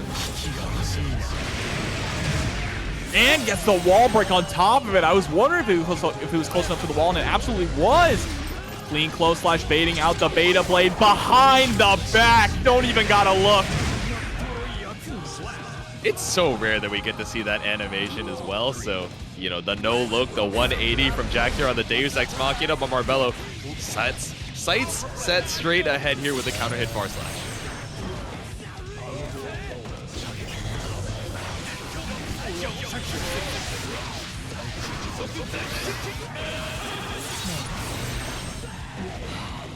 Hard knockdown scenario, just dashes on in for the 2S.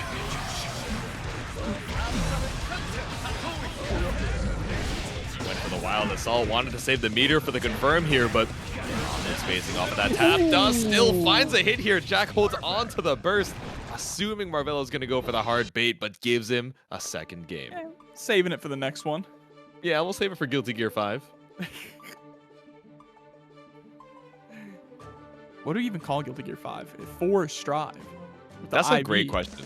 I'm not gonna lie, like I only just noticed when I looked at the TampaNeverSleeps tweet with us, like the announcement, who we're having for commentary, that the IV is like so slightly more bold than the rest of the letters in Strive. I was like, how did it take? I've been commentating this game for years, man. I just very noticed. subtle, but it's super clean. It is. All right, game number 3.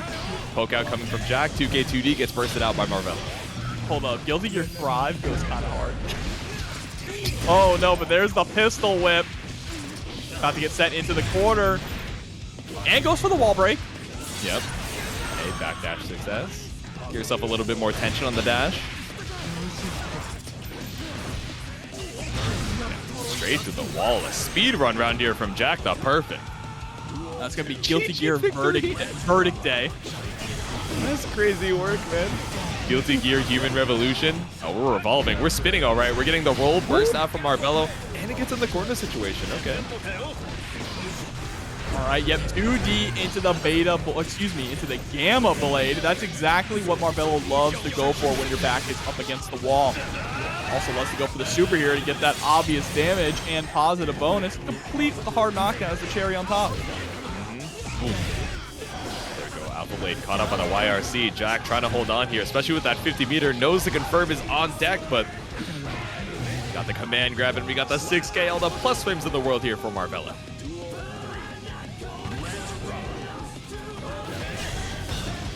Again, just getting that curse set up. Marvelo hasn't really been able to avoid the curse. It's difficult to avoid, but look at the risk gauge starting to build up here. Go through with the 2K. Careful with the curse applied, but waiting for this focus to come back up, right? We don't have the 50 to refill. Oh, but we do have the 6H to stop Jack in their tracks. That's the meter for the YRC. Again, Jack with the good usage of YRC throughout this entire set. Been shutting down a lot of Marvelo's offense with it.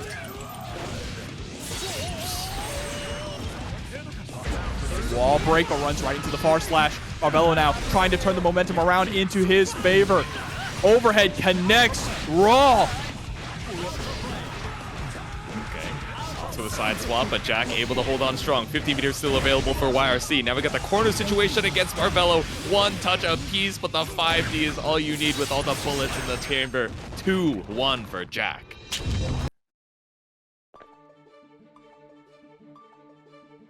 Okay, Jack. I mean, this is Evo top 6, Jack.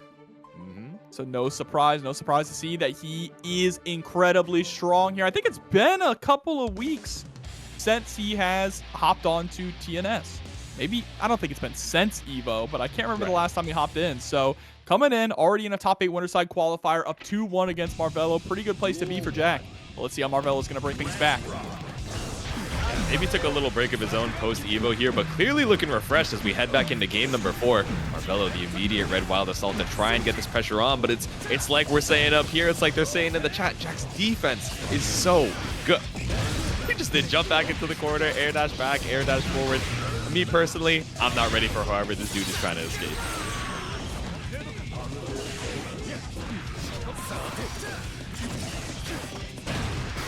Just waiting for the reticle to focus here, but now no bullets in the chamber. PRC for a single reload. Clean pickup. Do we get the reload in the routing? No, it's burst out from Marvelo. Oh, the 6P. Big brain maneuvers from Jack, and hard-headed as well. Gonna get the whoa, no! Loaded 150 bullets, who didn't get the wall break on the Nick S. Rare drop there from Jack, and gonna pay dearly for it. That's a lot of damage Marvelo was able to squeeze out there. Tapping the toes with the 2K, tries to go for the throw here, but Jack with the jump back. Now we're on set point with full burst in tow. And Marvelo's got to figure out a way to dismantle this house that Jack has built, because it's nearly complete. The foundation has been laid. We just got to put the roof on and close it out. Cross up, nice. One pillar at a time. The framework of this house exposing a few holes. The structural integrity looking pretty rough right now with the Uzumaki barrage. The shadow clones are pulled up to party. This mix-up could decide the round here. It's gonna be a cross-up. Actually catches Jack attempting to press on Wake Up as well. Marvelo staying alive, but not out of the woods yet. Jack is still at set point. Success, steady aim. Once again, the Waiata focus. Yeah, we're so clean on the resources right now, and we're going to build up another 50 that we get to save for this combo conversion. The fast RC, we have so much meter. Yep, set up the curse with the fade back into the Deus Ex Machina, and Jack sitting at a comfortable lead. Just has to bait this burst out of Marvelo. Doesn't quite do it. A burst is gone. There's the 2K. The stanky leg into the perfect. Jack moves on to top 8 winners. There we go, Jack from Celestial staying in the heaven side as we wait for that top 8, but still, we got a lot. So Arbiter side now being able to combo a lot more consistently, which is also super strong. Mankind. Duel 1. All right, let's see it. Are the buffs going to be enough to go up against MFCR, playing with his heart on his sleeve right now, but gotta watch the toes, that 2K2D from the JD, though.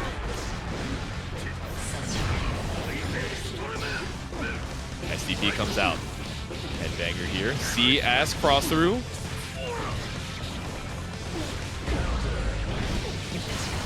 Difficult, right? Even with all the quality of life with the pressure for Testament, it's not going to make the defense any easier against Leo. So as long as MFCR is able to keep up the pressure, might be looking pretty good. But all of these stain procs just building up so much meter for SYMPHUUKAI, but it's not enough because we get caught up by Super on the backdash. Hard knockdown too.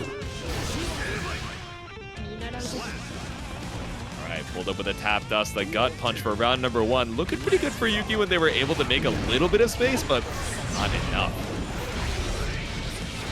Pull up, all the momentum in the world off of the wild assault. Yeah, we keep the corner here, big chillin'. No need to press off of the tumble state. We pull up for the throw, back turn once again, another toss, grab you by the collar. All right, BTH. Pull up, challenge for the 2K2D, the JH from the top rope, Yuki. Back here, but it's the same kind of story we saw in that previous round. What? Okay, just a little bit too far for the super, but no, not enough time to PRC. Okay, we have YRC as a threat. We have Deflect Shield as well. Are we going to spend it, or is Yuki believing in their defense? Just now able to escape on the cross through 100 meter available. How are we going to use it though? Plus frames off that H Reaper. 50 meter available. I wonder if we could have gone for the RC, but didn't want to risk it against the burst. No meter either side. Scary for Yuki. Still is the succubus available, so we just double backdash out. Oh, but caught up by the S Berserker slash MFCR lands the final hit for game number 1. That round was amazing. Jeek, you tuned in. You chimed in on the, you know, replies over there, catching up on Guilty Gear Strive while I was gone for a little bit. And I didn't think that Testament was looking this sauce. I'm not going to lie. You know, Jobber told me I was in for a treat, but that was not what I was expecting. Still, the round in the game going over to MFCR, but damn. This game, these guys go so fast, you can't even run to the restroom without them blowing each other up. Exactly. The score changes. You're like, wait, I was only gone for a minute here, but let's see if we can slow down the pace a little bit. I say as MFCR finds the 5K. Right, 2K2D, Sim able to push out of the corner. Nice, getting the overhead as well with the IEDN.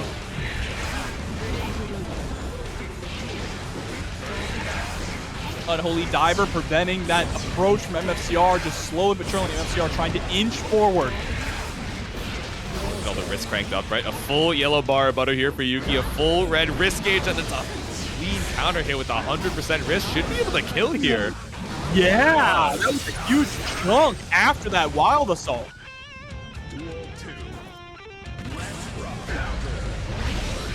There we go, Star 2S catches out a greedy approach here from Yuki.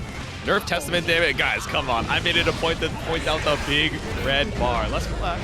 Hold down. We got the purple on the Testament stain state as well. We're going to reapply that stain right after this round, this wall break. That clean pickup. Here they come. The Terror Twins. Gonna break through the wall. But the burst! Burst before you can get broken through the wall. Very smart from MFCR, but it's not gonna matter. Sim is able to close out the round and close out the game, tying things up 1-1. Wait, that was so fast. Like, you know, in previous sets where we've seen reverses and momentum that, you know, seem like a clean reverse sweep energy, you know, it's on characters we traditionally think of as high damage, right? You know, seeing it from Slayer, you're like, oh, I understand. You know, this guy just kills you. That being said, Yuki getting the opportunity to crank the risk on MFCR and just send it for a round that seems so fast and keep that momentum going to tie it up. I don't know. Let's see. This might be another Game 5 situation, Jobber. Duel 1. I wouldn't be surprised. They're both neck and neck at the moment here, keeping pace. MFCR is constantly in this game of trying to inch forward and take it one step back there. Actually allowed MFCR to get a counter hit. Ooh, but swinging for the Angels. No answer. Ooh, swinging with the 6P. So good from Testament, but still scary to try and escape this corner. Caught up in the back turn H. MFCR pick up on the 2S at that spacing.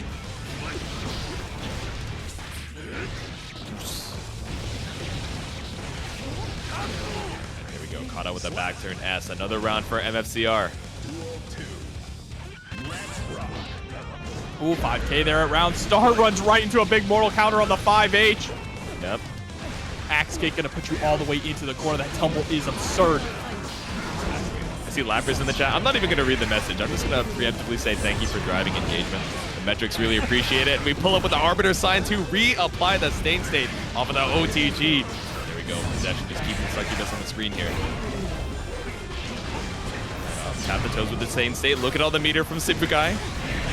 Spend some of it to guarantee a unholy diver, but MFCR was ready for the follow-up there with a Berserker Barrage.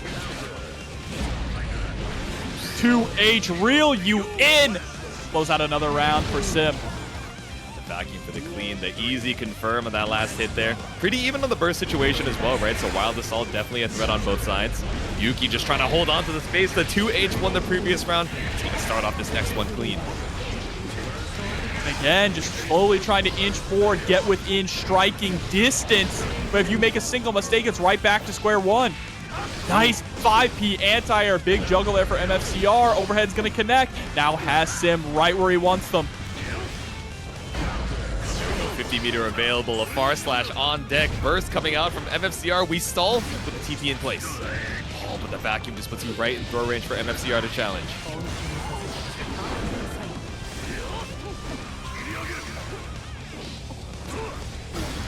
Oh, just block on the run through into the corner.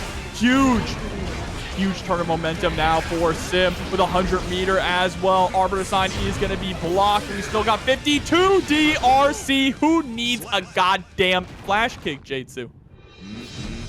just pull up here, advancing low, my beloved. Puts a second game on the board here for MFCR. And I'm seeing Magic over there in the chat. Yes, so the jump in, the JHJD, if you take that first hit, I'm trying to remember the first time I heard of this tech. You take the hit, I think it was Ramola. I think it was like Evo Japan like 2023. And she was like, yeah, the Japanese players are pretty smart. And they were like, oh, what do you mean by that? Yeah, I was playing Testament. I went for JHJD. They would just take the first hit so that JD wouldn't combo, and then they would challenge after. And I was not used to anybody doing that, so I didn't have the counterplay layer ready. And it was, you know, a pretty close set from there. I'm like, oh, okay. So MFCR clearly, you know, knowledgeable in that situation as well. I wonder how Yuki adapts.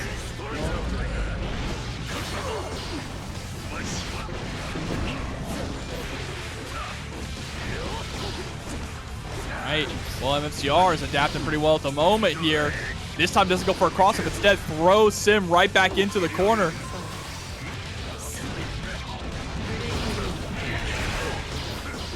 Oh, actually, that's really not a bad trade for Yuki, right? At least they're able to apply the Stain State, give yourself a little bit of room on the trade, but look at all the room we've taken. MFCR just twerking in the back turn stance right now, bro. He's looking like a Roomba. That's crazy. Oh, we got to do a little more than twerking here right now. Sim about to take things to a game 5. Oh, that was almost fatal. Nearly a fatal mistake, but still paying for it. Has to spend the burst to try and escape from the corner. Still locked down, about to be sent through the wall if you're not too careful. We're probably going to go for a reset. Yep, reset it is. There we go. Guard crush, doesn't quite crush the HP, but look, just a sliver. Even chip damage is a factor here. Now we're just looking for the H booms, looking guile as we put ourselves on set point for MFCR. Tim, pretty low on burst as well, just a little over half, being that you don't get that get out of jail free card right now here, where you probably want it the most. 50% health gone and burst still nowhere to be seen. Oh my god, and I love the delay and the pressure from MFCR, looking for the whip punish on that 2K. The low profile, so good from Testament, but not good enough if you're gonna get caught out the super. No opportunity to burst, and MFCR sends Yuki down into the loser's side. And that's that high-level thing. That is another matchup that now in this version of the game, you know, DPRC being gone, things like that, I think Johnny is pretty good against Leo now, actually. Again, he's got those long-range normals. He's got things that can keep Leo out. And then when he finally puts the pain onto Leo, Leo can't rely on the DPRC anymore to just get the pressure off. Yep. Yeah, has to be a little bit more mindful about how you make your way in, especially when you have that card on top of you, right? Have to worry about that high-low off of the Mistfinder. Big chillin' out here. Send it with the Mistfinder. We got that card available as well. That's the immediate burst out from Kodesu.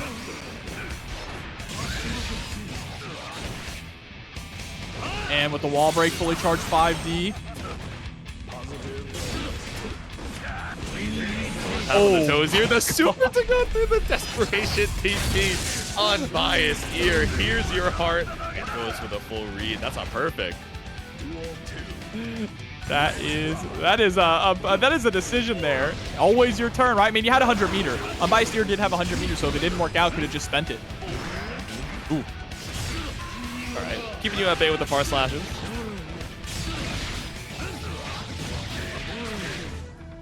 And the charge does 50%, already down for Kodesu. 2D, yep, just going for the low Mistfinder, catching those ankles. Yeah, Joker Trick, you're so far across the screen, like, really, what is your way to challenge after that? Especially when Unbiased here still is another 50 behind it. Goes to the Mistfinder cancel right in front of your face, goes for the throw, but that's a backdash for Kodesu. Maybe keep the momentum up to try and bring this round back. Oh, big swing and a miss, but still, sends out the super, has to spend 100 meter and gains absolutely no ground, J2. Yeah, scary. Now we're over here in this mid-screen. Unbiased here builds up another 50 meter with the card behind you. Chip damage is a factor too. Oh, and there it is, 2P. Game number 2. Ooh, we got the jean jacket on. I was gonna be like, oh, we got Denim Johnny, so it's just Jeans Johnny. And then I realized I can't even, you know, do a little spoonerism with the name. Anyway, No burst available on either side. Kodesu off to a little bit of a better start this time, but gets back thrown for your troubles. Back to the mid screen. Oh, but the wake-up throw. We were just a little too late going for that Mistfinder. I'm gonna be real with you. This is the worst denim color.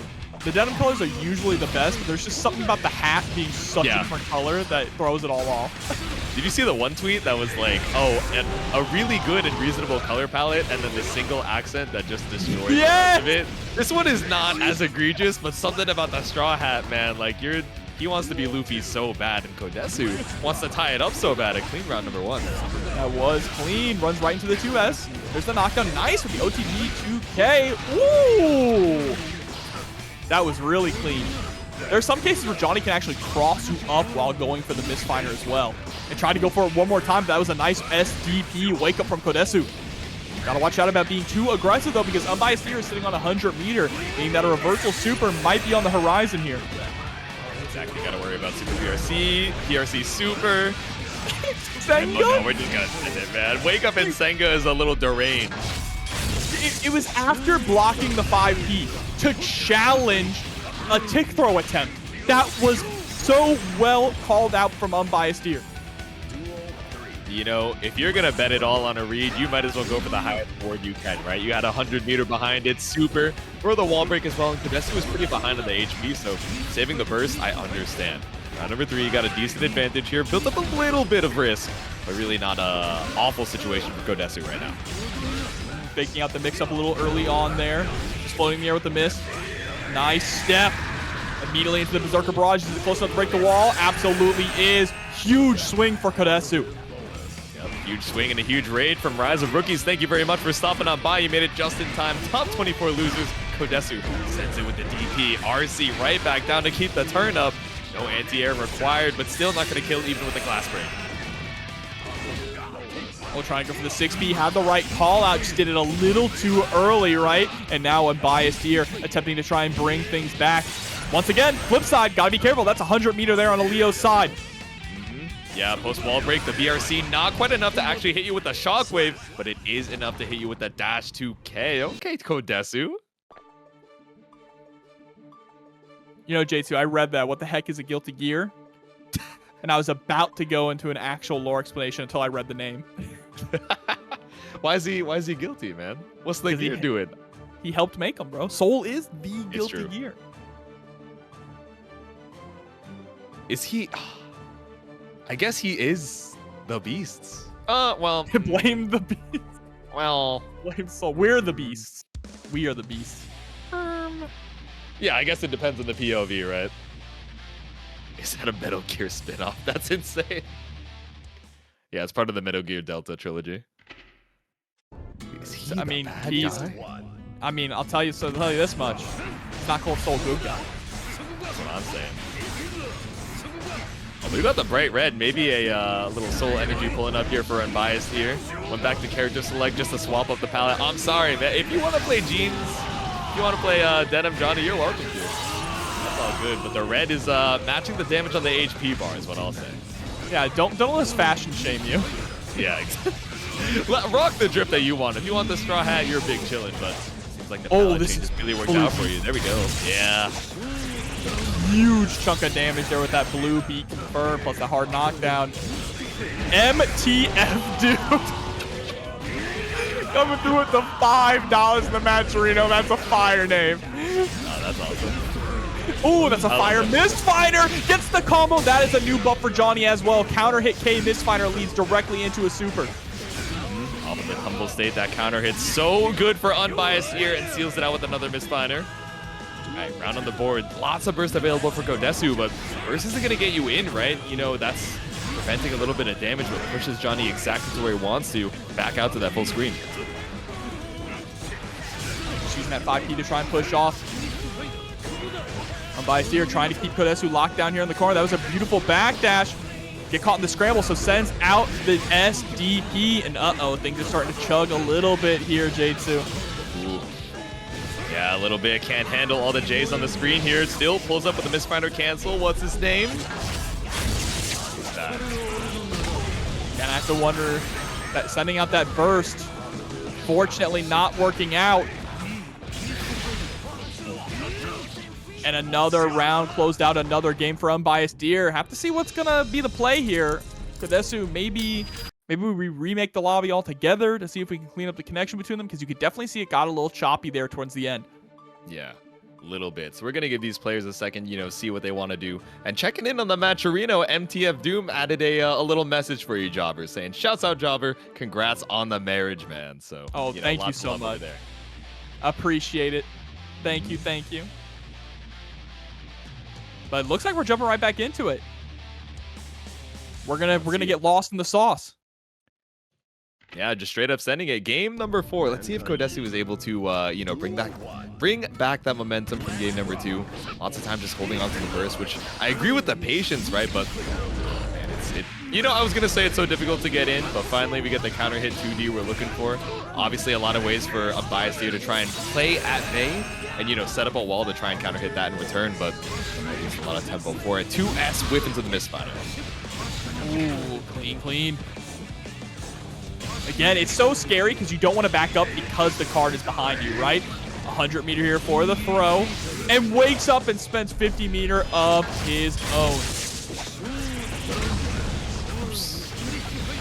Right, there we go. Send it. The explosion behind, so you don't get the guard crush on Kodesu.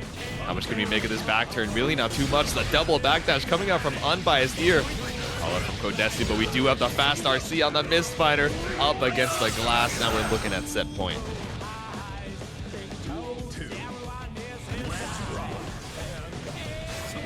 Kodesu, please. Yeah, Kodesu fans, I don't know. It might need a little bit of support in the chat. Has a little bit of momentum here off of the back turn. Ended up hitting same side because of the FD. Ooh, 6K immediately into the super. Straight through the wall. Big advantage here for Kodesu. Already has such a big life lead as well. And the gold burst swings nowhere. Nothing for Unbiased here. Stuck in the corner with no resources and no options. Just has to fight out the old-fashioned way, but is about to get blown up off of that mortal counter from the 2D. Yeah, that was such a good situation for Kodesu, right? After the wall break, was able to put Unbiased ear up against the wall, and just barely before that 50 meters, so didn't have to worry about any of the reversal shenanigans. That's a clean backdash from Unbiased here, though. Recognizing the pattern of 2K, 6K coming out from Kodesu. Yeah, and I'm loving the IBs as well, right? Just making sure to hold on to space, even though we're getting caught out by the far slashes, by the misfiners. Making sure that when we finally get our turn off of these minus frames, we're in that dangerous area. But Unbiased here, able to find another hit here with a Joker trick. Oh my god, the damage on it as well. Correct. I love Post wall break said, all right, if I'm not hard knockdown and you're going to set up the card, I'm just going to pull up right on through. You better hold that space. RC. Yeah, just to get a little bit more damage, but I don't know if I agree with the meter spend, knowing that it's still so far from killing. Yeah, it's the unfortunate thing, but you are going to get that meter back there with the positive bonus. Yep.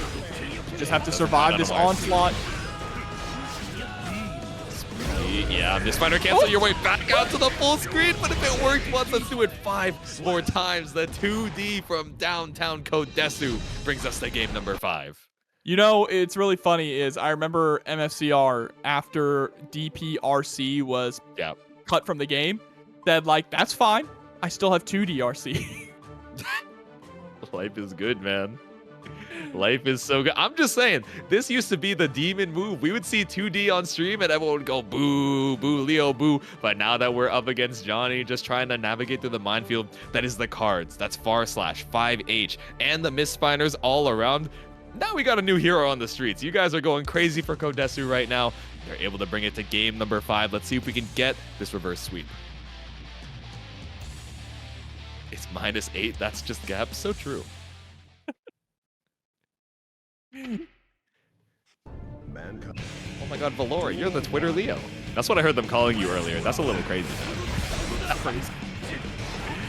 Alright, Twitter Leo. Game number 5. We get the immediate Wild Assault spend from Unbiased here. Yeah, double Wild Assault. Unafraid to spend all of that burst. Knowing that if Kodesu wants to avoid any of these combos, ends up doing the same job, right? Puts you in that perfect spacing for Johnny. Perfect spacing right now as well. 6K into the end. Senga with the low.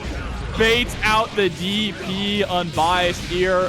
Firing on all cylinders, J2. Yeah, and a clean pickup off of the card as well. Set point. Kodesu just a little bit up on the burst, but again, how are we going to use it to try and make our way in? Unbiased Ear says, no, I'll do it for you. Grab you by the collar for the throw.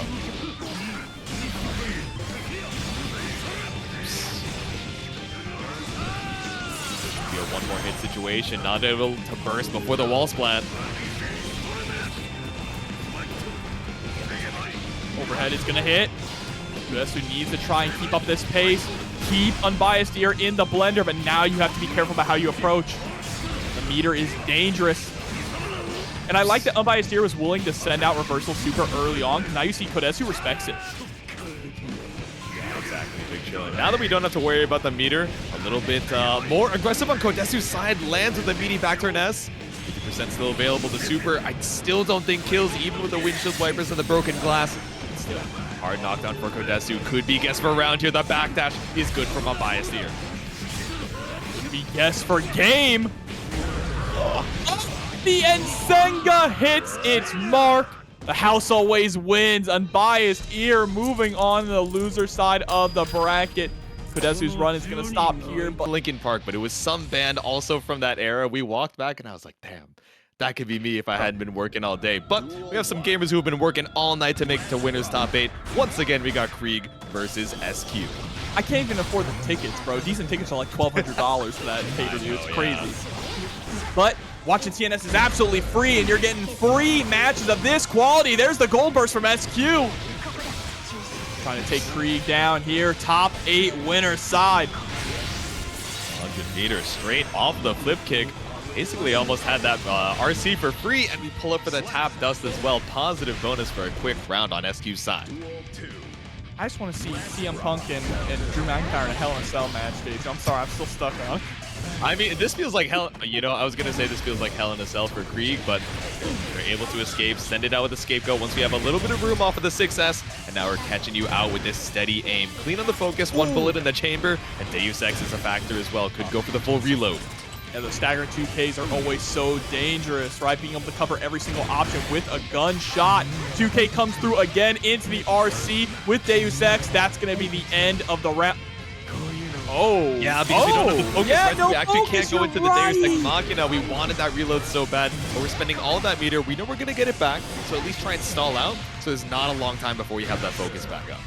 Ooh, and there we go. The trade is going to be enough to close out the round. You're right. I completely forgot about the focus there, locking Kreeg out. Almost surprised we didn't just go for super focus and break the wall.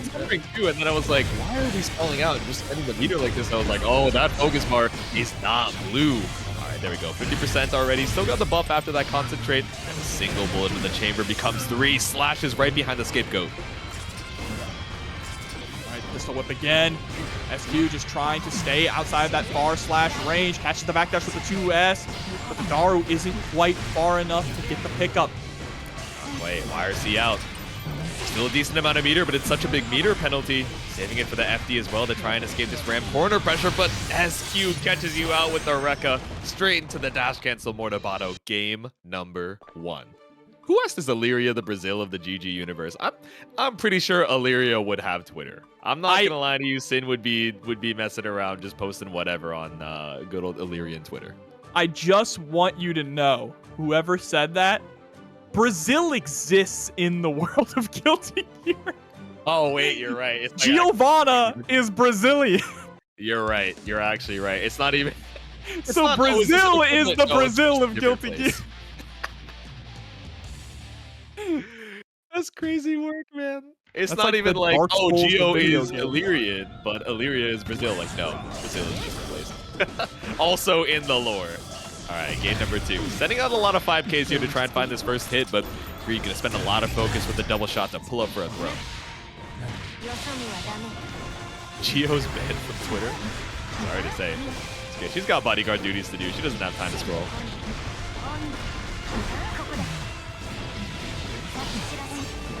All right, trying to rush down. Oh, whoa! That looked like a cross-up. Either way, it swapped sides and nearly got a full pickup there with a gunshot. That was crazy. Yep. Oh, threatened with a steady aim there. Look, just barely the focus, just avoiding that burnout. Clean resource management coming out from Kreeg here. Also the full reload on the Deus Ex, just straight through the glass. Not quite. All right, my fault. I really thought we'd live with this liver. Geo doom scrolling. Now that's going to be Geo being banned from Twitter. Geo being, oh, I'm sorry, this is no longer supported in the country, but oh yeah, I like the idea trying to mash out with the 6P to try and you know, challenge on a far slash. Instead, 8 the sword explosion for your troubles. That's 50% already down for Kreeg. Yeah, wait, because you didn't have the sword up.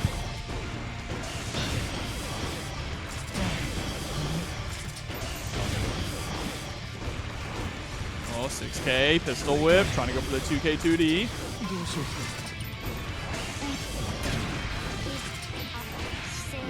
Yeah, once again, this situation where we're in the focus burnout, so we're trying to stall as long as possible. But now, like you said, Jobber, the super focus is available as well, right? So just stalling out, maybe giving us a little bit more time to reload the bullets as well. And now we're clean, looking for this one last hit. SQ has burst available, but when is she going to spend it? Oh no, gonna get caught there though. Close slash, and Kreeg getting a point on the board. Yeah, and you saw that in the bottom left, right at the end screen, Jobber. No bullets in the chamber, no focus, but you had 50 meter to bait out the burst. All you really needed was any of these meterless confirms to kill post-burst bait. Okay, Kreeg. Yes, yes, yes. Also, little geography lesson for chat. Guilty Gear just exists in the real world, all right? Illyria Yeah. is all of Europe divided into 3 different kingdoms, all right? So England is still there. Bridget's English. So is Axel. And India is Zep. India is now known as Zep. Everywhere else still exists, okay? Yeah, Japan is still Japan. That's why we say Japanese guts. Like, Japan doesn't exist anymore. Oh, well, Japan's a crater. It's true. What was the crater formerly known as Japan? You're right. Lore as well, but I don't know. Trying to dig yourself out of the crater that is the corner. Luca taking so much damage. Look, 70% already lost here for Kreeg.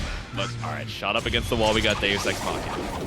Yep, there's the hard knockdown. Sorry, J2, keep derailing it, but I gotta let them know. All good.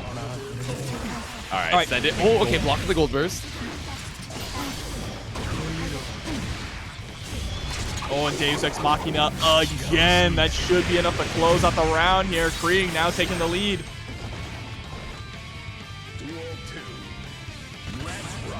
Kreeg a little bit ahead on the burst situation as well, just trying to stick out the stanky leg. But SQ's not going to bite. Trade is good. Greedy focus here behind the scapegoat. I like the challenge coming out from SQ. Kreeg really pulling out the gun from far away for approaching, just giving up a lot of those resources. Now out of focus, down to 1 bullet. SQ absolutely capitalizing here. Gamma Ray, is it enough? Chat room. Oh, it is. Oh, especially with the guts crush. Damn. Not even just going for the BM 5-piece spam. We're going optimize, close slash, charge the dust, and also with the Gamma being behind it. And of course, Kreeg holds on to the burst, right? You're like, I'm chilling. Let me at least have a little bit of a burst advantage going into this final round. But now back up against the corner. This is that tug of war round, right? Yep. The round that's going to decide who can give up 1 game and who is living on their final life. No bullets in the chamber, so we go for the double reload off of the throw. Oh my god, we have Deus Ex Machina for it too, looking for the burst bait. Another 50 meter for the Deus Ex. I think it might kill because URC. Yeah, it will. It's thanks to getting the RC into the close slash that got just enough extra damage to make sure we could guarantee the kill there with the Deus Ex. And also, just doing the RC made SQ think, okay, a burst bait is absolutely coming, right? So just hold on to it. Man, that's a scary situation to try and spend that meter, right? Because you're thinking, oh, okay, Kreeg is so ahead on the meter. Of course, you just autopilot into that and then you send it, right? But if the health was a little bit more from SQ, the decision to add a little bit more damage and still not get lethal would put Kreeg in such a worse position to try and close it out, right? So smart recognition that the close slash was what you needed, and now it's 2-1.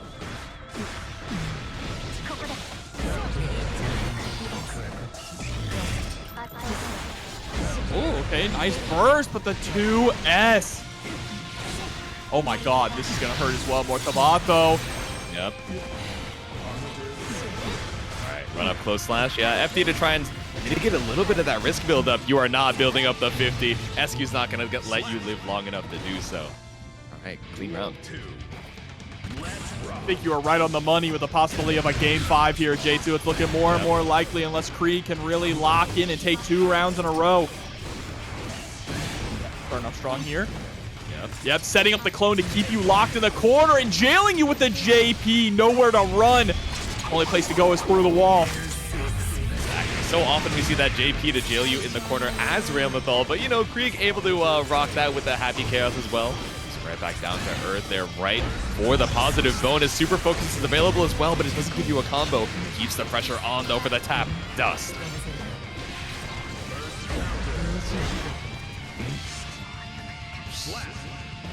Alright, close slash coming out from Kreeg. Set point on the table.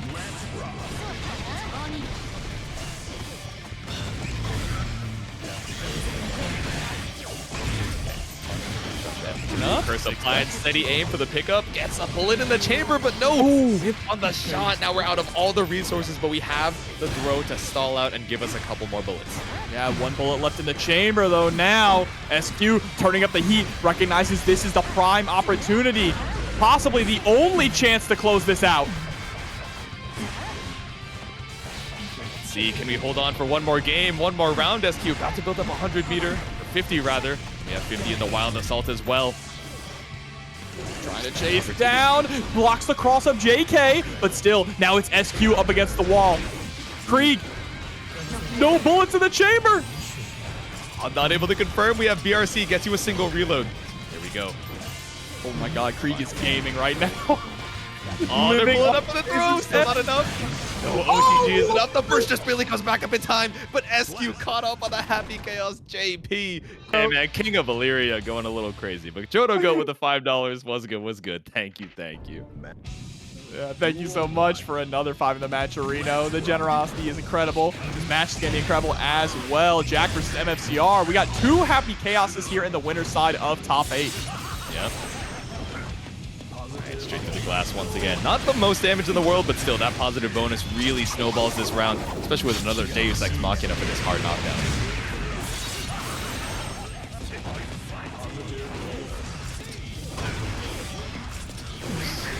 Oh, yeah, just patience. Patience there from Jack. You're sitting on 100 meter. You have MFCR in the corner, 1 hit away from death. There's nothing you really need to do to overextend and put yourself in harm's way.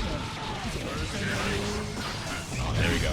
Gets the burst off from Jack here, but Scapegoat trying to make your way in, I was going to say, is pretty scary until you got the Berserker slash.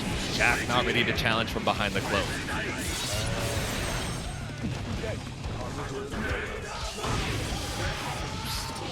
Ooh, nice shot at the ready with all the dash cancels in the world.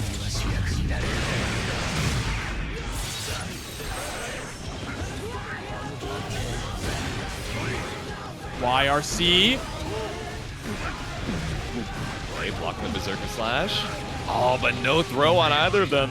Yeah, not going to be able to escape. The FDs to try and stay alive here, but Jack gets caught out. 1 round apiece. Oh, that was a nice pickup though from Jack. JS into the gunshot.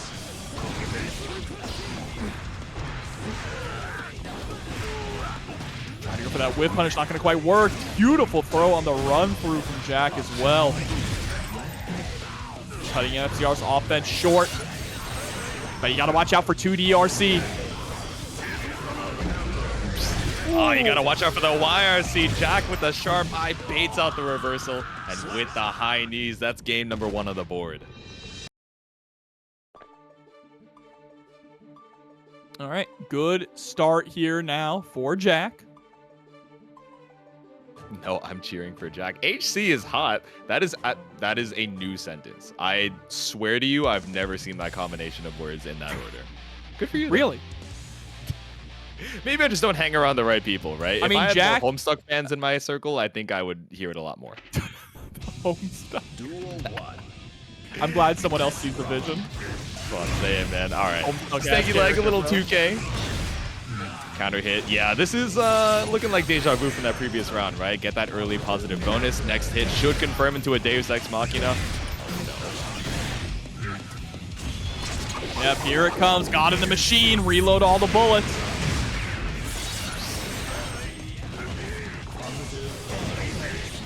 Oh, Sends it with tried to shimmy out of the way of the SDP, but still able to make its mark. yeah, and that's going to be another round here for Jack. MFCR holding up. Whoa, okay, missed input. Misinput. If we're generous, we call it a frame kill, but I know you're not trying to sweep the floor to make it ready for the tech off the wall. Jack still able to seal out the round even after a awkward situation up against the corner. Yeah, but now let's see if we can seal out game number 2. Gets the first early there from MFCR. 2D whiff into DP. Some things never change. Yep. Sometimes you just gotta keep it simple. The classics always work, but no, the jump back caught you out with the at the ready. A little concentrate to stay healthy on the focus. All right, getting the knockdown, able to run the mix-up, but Jack going for the wake-up burst. I actually like that a lot. Immediately set the clone so you can start planning your next move. Ooh. Yeah, I think we saw the start of a Berserker Slash, but the double PRC, we find the throw for MFCR. Jack, inspired by his opponent, does the same in return.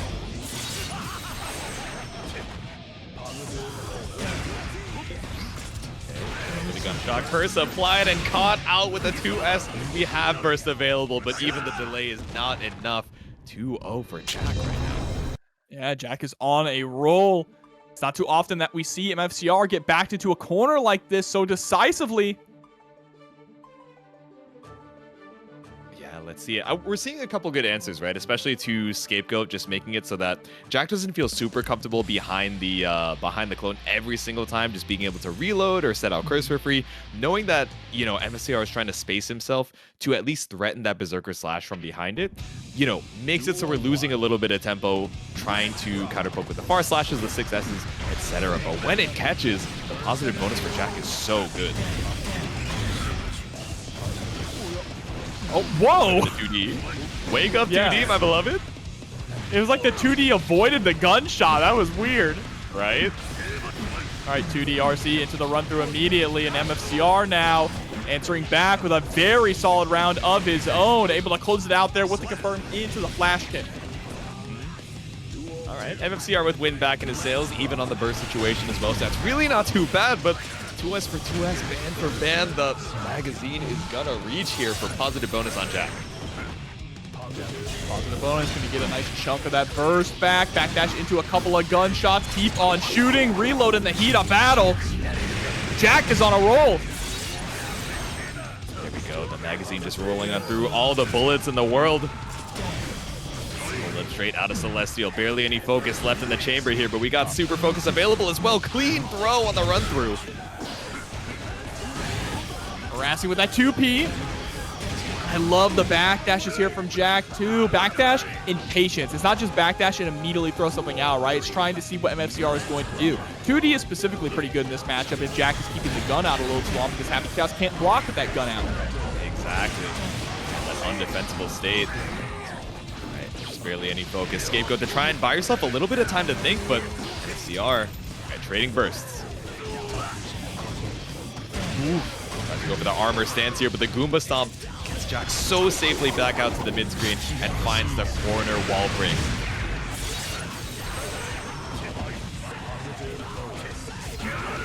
Oh, YRC block. There's the sucker punch.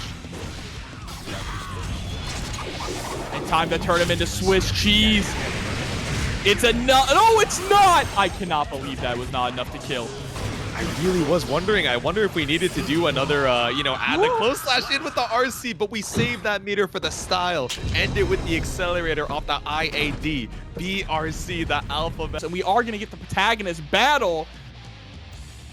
The father and the son-in-law. And the Holy Eagle pulling up for the loading screen as well. Let's see it. Loser side top 8, we got Dany versus UMISHO. Right, already starting off strong here for Dany. Chasing down UMISHO, able to escape from the corner, but still on the defensive. 2K2 able to knock down. Lots of corner carry off of this OTG and the dash cancel too. Classic optimization station from UMISHO. That's that burst off from Dany. Goes for the jump route here as well. Trying to be burst safe, but UMISHO knows exactly where to burst there at the end. Has fought this character plenty of times. Guaranteed burst point lets you get another corner pressure situation. Lets Dany escape just one. Goes for the full dash out on that Band-Aid bringer, but UMISHO still able to find the hit. And with the clean hit DP, that's round number 1. The Volcanic Viper. Oh, I know that. That's the move from Astrobots. It is. Cool that they would have a reference in Astrobots, strat. bro. This is our first crossover character. Oh no, but we're crossing on through with a dire clan. Pull up, backdash. UMISHO just goes for a neutral jump, but still Dany able to lock you down in the corner once again.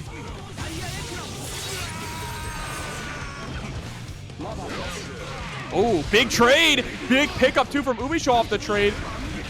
Already able to carry Dany all the way over to the corner. Fast RC into the 2D. Able to get the clean hit. DP conversion. Blocking, ride the lightning, but there's still 50 meter there. Try to go for the throw, but didn't get the drift. Yeah, not enough momentum behind it off of the RC, and now you're just eating that Tyrant Grave up against the glass.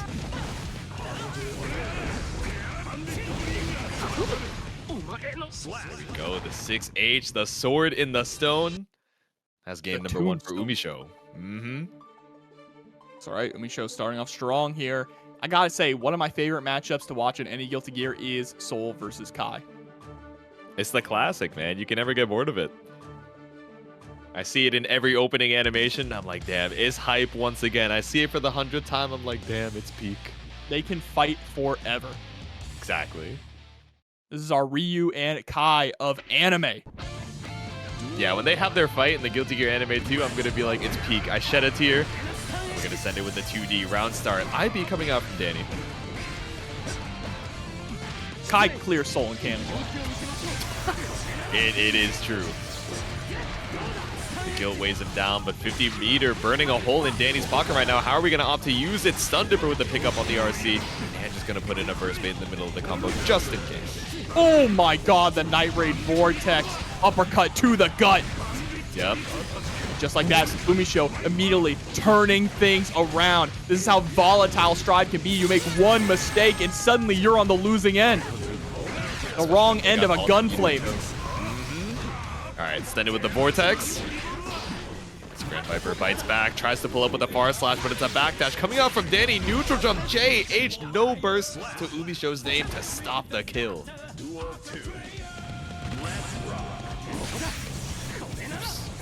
Ace on edge actually catches out the 6S attempt. All right, yes, 6H, gonna break the wall. Optimize that meter. Yeah, immediate burst there from UMISHO, I like it.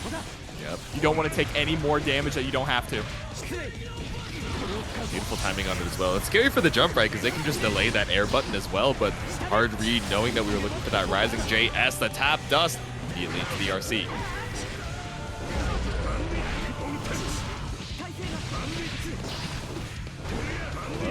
Revolver one ender here. And we got just under 100 meter. Waiting for that tension penalty as well, so we buy some time with the gun flame. And the 5D's gonna connect. There we go, closing out the round. And there's no such thing as a hero burst when it's your last life in a round. Because you gotta spend it eventually. Even if your opponent has such a high life lead on you, if you're gonna die if you don't spend it, you gotta spend it. You might as well, right? You rather die a quote-unquote hero than die with your burst. But sometimes you're trying to play the RPS of, are they gonna burst bait? Are they not? There we go, one game apiece here in this top 8 losers side. It's honestly surprising to see them both in this loser side so early, but again, it just goes to show you how much can shake up post-patch. Oh, far slash. What the hell? I didn't even know you could just do far slash, counter hit, far slash like that around start. That's what I'm saying. Ooh, fast RC into the low. The nice reversal coming out from Dany. Runs right into the 3-framer though with the 5K. Reversal out again with the SDP. And Revolver all the corner carrier in the world, and we get scooped out with a wild throw. Dany squeezing out some big damage there with the heavy stun edge conversion. No hard knockdown though, unfortunately, but the Scum Dipper right on in gets the burst out of UMISHO. But can we get the round? If we can get both, this will be crazy. Ride the lightning, it's not gonna kill. Power Super just for a little extra meter. 50 ready for the wild assault. We're just staggering, looking for that 50 to come back up. Tap dust, the low to high off of the stun Dipper catches you out with that SDP. I don't think the chip damage would have killed there, but still Dany betting it all on the DP. Yeah, gambled and won. That was massive there for Dany. Able to get the people's elbow. OTG with the 5H. Pick him up with the JD there as well, stabilized. Routing so clean, coming out from Dany here. 50 meter and then some off the positive, but UMISHO about to build up a burst of her own. And that counter hit DP with the shock state means you get the full pick up in the ride the lightning. Crazy work there from Dany. Able to get the frame kill with the 5K as well. OTG 5H. Dany up 2-1. You know, it's hard to have an opponent that goes up against UMISHO and describe them as, oh, they're bringing up the pace so fast that UMISHO can't keep up. But man, some of these rounds, right? Dany is just so right, sets up the shock state and goes for the highest reward option, just going for these hard reads and trying to make sure that you get the most out of it every single time. Yeah, for sure. And Dany just recognizing when shock state is on the opponent too, right? So you can make those quick plays because DP does launch the opponent much higher on shock state.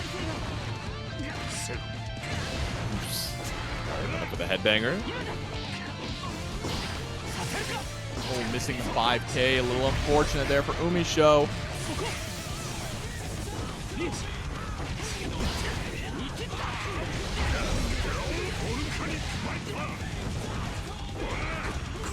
Here we go, jump into the JS.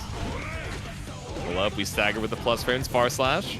Trying to stop that risk build up with the faultless defense.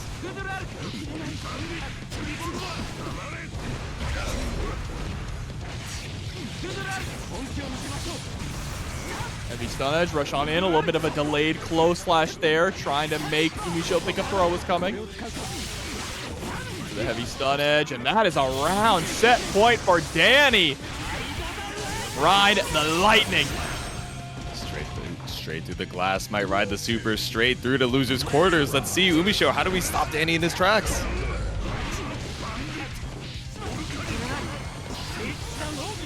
Burst out, charge stun edge, careful with the air movement, but UMISHO ends up backdashing herself right back down into it.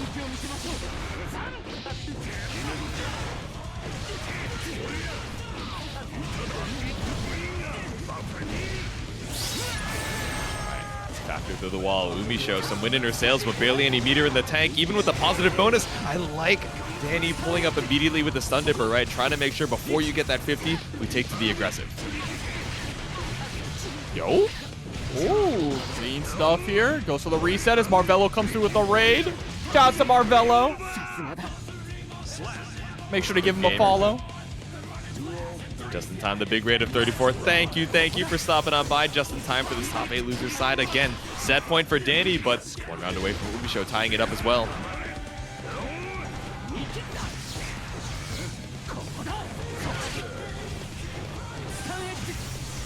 Play careful here, really just trying to control this airspace with the Kai Far or JS. Oh no, we wanted the Bandit Revolver, but unfortunately got a whiffed wild throw. Dany capitalizing on it, hard knockdown. The blood is in the water. Lost past RC, look at how much risk we have cranked. Can we find the hit though? Indeed we can, the 6B. Oh, but the burst comes out. Last chance here for UMISHO now to take it to a game 5. You can't eat anything, and unfortunately eats a stun edge straight to the dome. Dany eliminating UMISHO from the bracket here in top 8. Q ready and waiting here for our losers quarters. Let's see who's gonna make it over to that semi spot. All right. Duel 1. Let's rock. So I like the caution from both players there. Round start first. SQ is going to get the first blood, and this is where it gets dangerous, right? Sim, back up against the wall, has to figure out a way to fight out, and SQ spending that aggressive burst early on. Big Emma beam.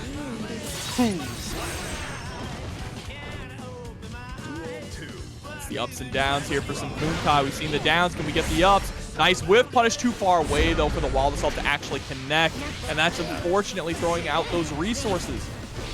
Yeah, and a bold challenge coming out from SQ as well. The dash up 6B, just calling out that air Grave Rapier. So IRC to try and buy this turn back. No meter on SQ's side, so we gotta wait it out.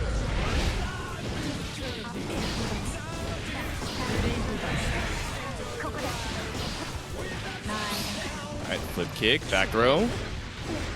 All right, SYMPHUUKAI got 50 meter on the board. What are they going to do with it, though? They're going to get hit by the counter hit 5H. Like you said, Jobber, this is this button that you have to be so aware of as Testament. Otherwise, this counter hit just takes all your remaining life. Yeah, it's just so fatal. But that is a clean game number 1 there for SQ. This damn lose quote, man. It got me again. Oh mein Gott. Oh mein Gott, these flippers are kicking. These gammas are raying. Yeah, SQ taking a little bit of revenge here as we head into game number 2.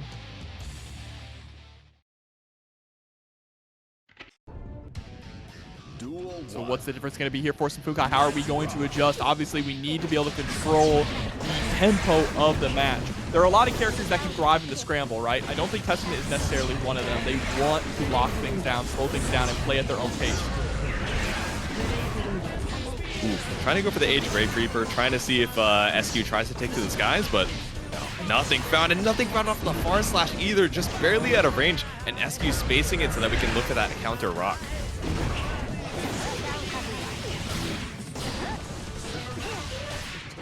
Right spacing, unfortunate timing. SQ looking for that counter poke on the 6P, knows you're trying to space off for that far slash. Block the tap dust as well. 50 more meter for Yuki. Look at the movement here and the spacing from SQ.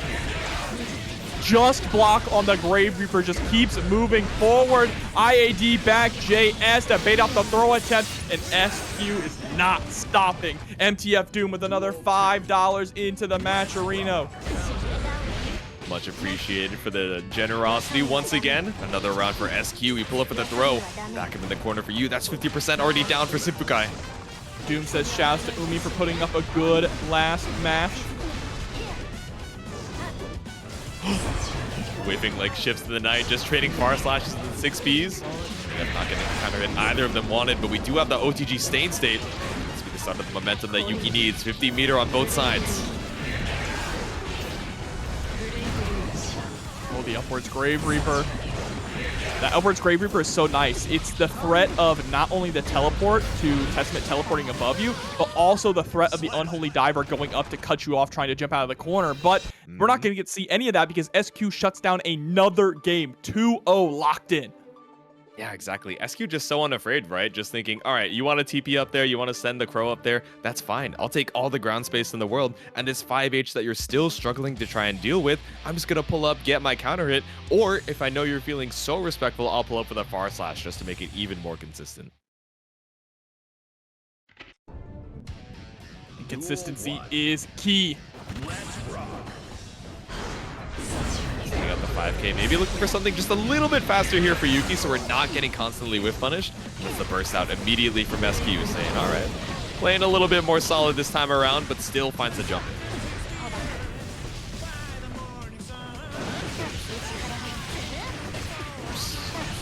Ooh, and it's not stopping anytime soon. The consistency has kept going. Look at that far slash 5H. Trying to whip punish with a 2S. And SYMPHUUKAI, even with all this meter, having a really difficult time getting any kind of game plan started. This could be the rumblings of something here with the Terror Twins coming out. Oh my god. That was a quite a grip of damage. I know we talk about the Ram Gamma Ray just deleting health bars here, but Yuki able to optimize off of these Stain procs. Okay. And we run up for the counter at 2S2. A button I feel like we haven't seen a ton of up until now. Really scary that we ended up TPing ourselves back into the corner. Able to escape with another possession, but lost a bit of tempo for it. Nice. The back throw keeps you alive. The burst comes out. Getting that burst is a big win here. Oh, but 2S counter hit, and SQ is going to be able to break the wall with this as well. Going to build up some meter. Now, looking like they could actually close this out if Sim messes up when it comes to the burst. Scary still able to get the OTG Stain State. Now it's 100 meter available. The immediate TP out off of the fast RC, but SQ still ready to catch you on the other side. Yuki fine with spending the burst here to try and get this game. Oh, and there it is. Unholy Diver coming through with the layup from the Dove. One thing that was crazy there was SQ ducking underneath the bird diving. The awareness and the reaction speed. No, that was insane. Bird up, bird down. You get the deflect shield. I'm out, but the bird is still in. The layup, I mean, it's the best way to say it, right? The bird was ready. One more game on the board here for SYMPHUUKAI, but it's still one game away from SQ knocking Yuki out. Duel 1. Let's rock. Let's see it. We saw a lot of success with the 2S, so SQ maybe doing the same here. Awkward trade. Really not the worst thing for Yuki, but again, getting caught up by a lot of these jump-ins. It's so difficult to try and contest. The 6B, so good from Testament, but if you whip, it's going to be a huge punish, and that's the Mortabato through the glass. Just like that, even with SYMPHUUKAI starting to build up some momentum. Getting a game, SQ cutting it short. Snuffing it before it can really get started. Exactly, might just stop you in your tracks entirely. One game is enough for you. So let's see, SYMPHUUKAI got that warrior spirit, but still gets caught up with a counter hit on the approach. And there's no burst to save Sim here. He's gonna build it back up for one last opportunity to try and stay alive, but it might be too little too late. You need to get something started. No cancel. Gotta be afraid of the Mortabato here, but you gotta be afraid of the Daro. PRC straight in the face. Force out the burst. You really don't want to get wall splatted here, I understand, but all you have is YRC to your name.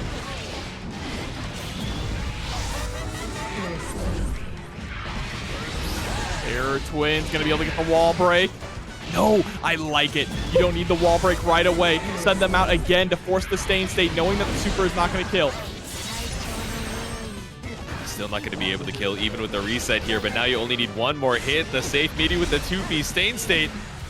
Be able to do here the double jump JH, but no meter behind it for an RC. So terrifying. The whip of the 2S doesn't get punished, but scooped out of the jump back. That's SQ taking it 3-1.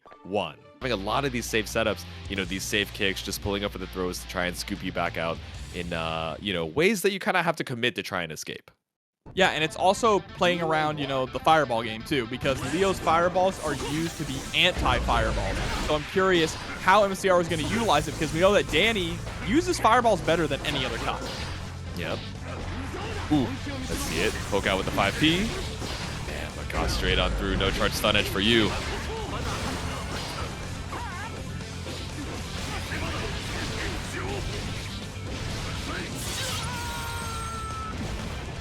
MFCR already starting off with the aggression. The first blood here gonna possibly, ooh, yep, there it is. Back turn 5H coming through, getting the first round. It's hard to find players who are more aggressive than Dany Elmaza himself, but if anyone can match that energy, it's MFCR. Waiting for an opportunity to pull up with the 2D, but instead gets back thrown for your troubles. Look at that far slash machine. Sending in here, trying to look for a far slash of his own, but MFCR a little bit out of range, gets caught up by the counter hit.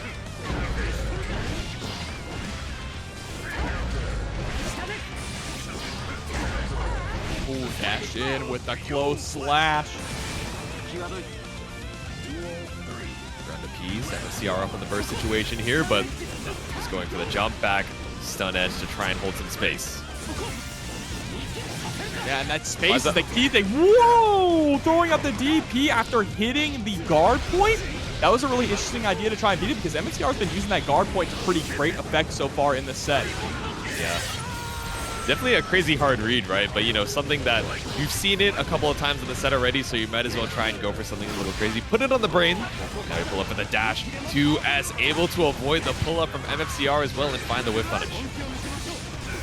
100 meter here on MFCR's side, though, so you can't rest easy. Gotta watch out for the reversal super. Instead, tries to go for a 2D counter hit into Ride the Lightning. Not enough to close it out. Falling button 1. Confirm super straight into the super of your own. MFCR has RC after this as well, so with the wall break, I'm not sure if the scaling keeps you alive, but the burst definitely does. The DP! Hail Mary DP, but you gotta watch out. There's the YRC. DP again! No fear! Oh! Answers right back with a DP of his own. Dany takes game number 1. The whole rosary wasn't enough, man. Elmaza survives 2 DPs, but still enough to survive in the HP. All right, that was a crazy game 1 already, man. Where's the Dany prayer? I know you got it, chat. I know you guys got that copy pasta already. I see the ASCII Kai far slash, but I know you got some more. Because that was a DP straight from God. That's what I'm saying, man. That one was blessed. The Vatican sanctioned that DP. pull up here. We got the 5K. Little stagger pressure pulling up from Dany, but landing right into the 6B. A little bit of unsanctioned offense here, though. Big counter hit with the 5H. Nearly taking down MFCR in the process. Yeah, it's terrifying, right? We saw this in the set with Scambolini as well, right? Where we're getting pushed out, you know, stagger a little bit at the, you know, close range. We get pushed out with a direct clap, and now we're at perfect spacing to try and challenge with this 6H, this button that just leads into such insane counter hit confirms. For the hungry, he is the chef. For the thirsty, he is water. I know we call it Dire Eclair sometimes, but he's not actually a baker. That's what we got Venom for. Venom in these bites right now, trying to find something off of the far slash. Knows that you're going to get counter pokes. Oh, PRC! We send it with the DP, but MFCR gets the burst out from Dany. Yeah, a little expensive way to get out of the corner there, but MFCR going to push right through. Oh, we are sending it. We got to put the DP counter on the screen. No, I'm just kidding. I don't want to put war work for production, but you're going to have to work hard to escape this hard knockdown shock state situation against Dany. Oh, and the run up 5K. This time it actually is meaty. Just trying to get over the fireball, and JH is going to be able to connect there. MFCR wasn't able to get the 6P out in time, and Dany now up 2-0, threatening to eliminate MFCR from the bracket. Yeah, we saved the H boons for the end of the round, but still, such good recognition from Dany as well to just take to the skies, jump right over, and tap you on the dome with the JH.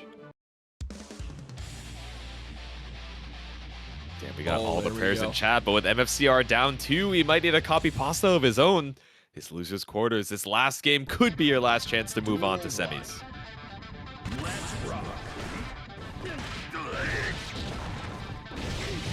Ooh, that ended up same side. I'm not gonna lie, I thought we crossed right on through. It's not from Dany, he might have thought the same.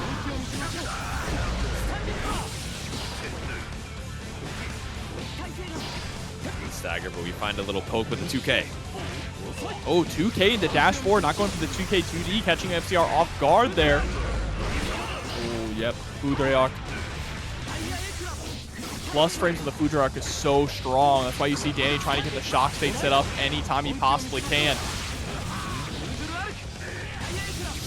Yep, still got it applied, even with the direct plat. 50% still available. The DP before the RC comes out. Slide right on in with the throw. Dany at set point. He saw the gap. He didn't want to have to risk it. Big chill it. Now we're set point Dany.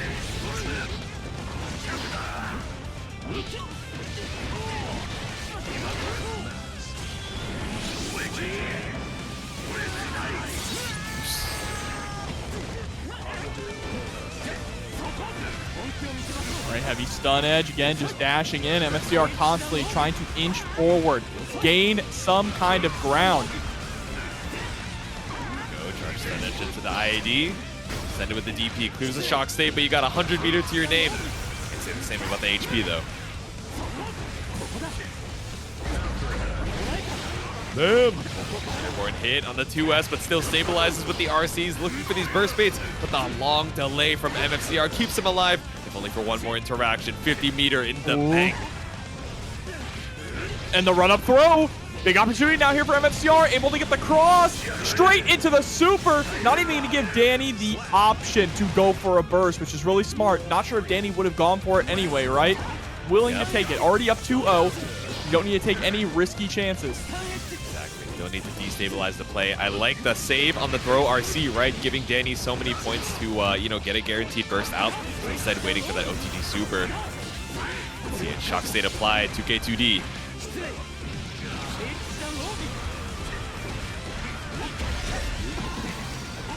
Ooh, faking out the overhead there with the PRC. We didn't quite probably get the fast low that we wanted, but it's not going to matter. Dany is going to get the victory that he wants. 3-0 over MFCR, moving on to top 4. Checking out a tiny, tiny town like that is a lot of fun, but this match is going to be a lot of fun as well. You want to talk about the Old West? We got 2 gunslingers coming out here.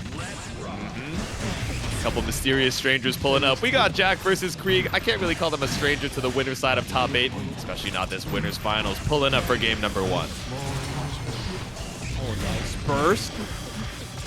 Burst is going to be so key in this matchup too, right? Just having access to full screen burst against Happy Chaos changes everything. Yep. All the Burst in the world. I mean, Jack already spent it so early on in the round. If anything, you're just trying to charge up a little bit of burst going into round 2. Whiff on the tap dust, but still able to find the hit. That 2K 2D, my beloved, for Kreeg. Let me tell you, J2, we say it all the time. This Happy Chaos character, he is so good at whiff punishing. And by that, we mean he whiffs and punishes you anyway. Exactly, right? We got the bullets loaded in the chamber. Of course, you got to worry about the focus as well. In some of these previous sets, right, you know, with Jack, with Kreeg, the focus burnouts have been a little bit more common. So maybe having to lock in, especially against someone who knows your character in and out. Well, in and out is exactly what Jack is doing here right now. Just keeping Kreeg on his toes with the slumps. Oops. Slumped up against the wall and still just barely didn't build up the burst for it. 1 round apiece. All right, 2K, Slight delay with the gunshot, immediately into the 2D. Burst comes out from Kreeg, and now we're trying to see who's the quicker shot. Jack, fastest gun in the West right now. You got the Curse applied, that extra lock-on speed. Reduced lock-on speed, rather, but no, we still got the Antler ready on the way back down. That's that no-scope, he wasn't even on the screen.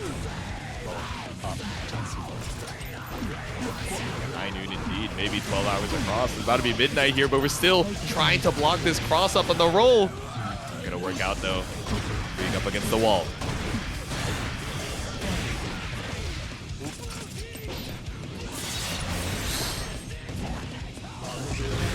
We're trying to stick out the 5K. I wonder if we wanted a dash forward 5K, right? 2P, we're just trying to find any stray hit. Goes for the fast fall with the PRC, and the 5D is gonna do it. Taking game number 1 is Jack. Man, but it's already so back and forth. You know, we've said it about a couple sets, but definitely in this one in particular, this winners finals might go the distance. Let's see it. I keep hearing Johnny is God now. It's pretty good. It's pretty decent. Top 1, that is, you know what? For the first time ever, I feel like it's really difficult to say who the top 1 in Strive is. But it's definitely something like, top 5 is probably Soul, May, Chaos, Johnny, something around there. Yeah, I think the answer not agreed upon is like the best answer, right? A lot of it is in contention right now, but oh my god, contending with the focus again, putting yourself into the burnout, Jack. This is so rough. You gave up so much, no burst available. You have that first game up, but you know, crucial mistakes like this really lose you so much tempo and screen positioning against Kreeg. Oh my god, and the close slash right to the gut, into the solar plexus, and into the Deus Ex Machina hard knockdown. J2K still gonna land on the same side, post Goomba Stomp here, but sometimes all you need is that tap dust, the gut punch, seals out the round. We throw. And another counter hit close slash. I'm curious what both of them are trying to press on Wake Up when they just get hit by counter hit close slash. Maybe trying to go for a throw. That's probably the most likely thing. Yeah, right. Trying to steal something a little bit crazy with the back throw. Aurora's still gonna get the air back though, just barely off the ground. The scoop. Low altitude. But Jack unfazed. Coming right back. Deus Ex.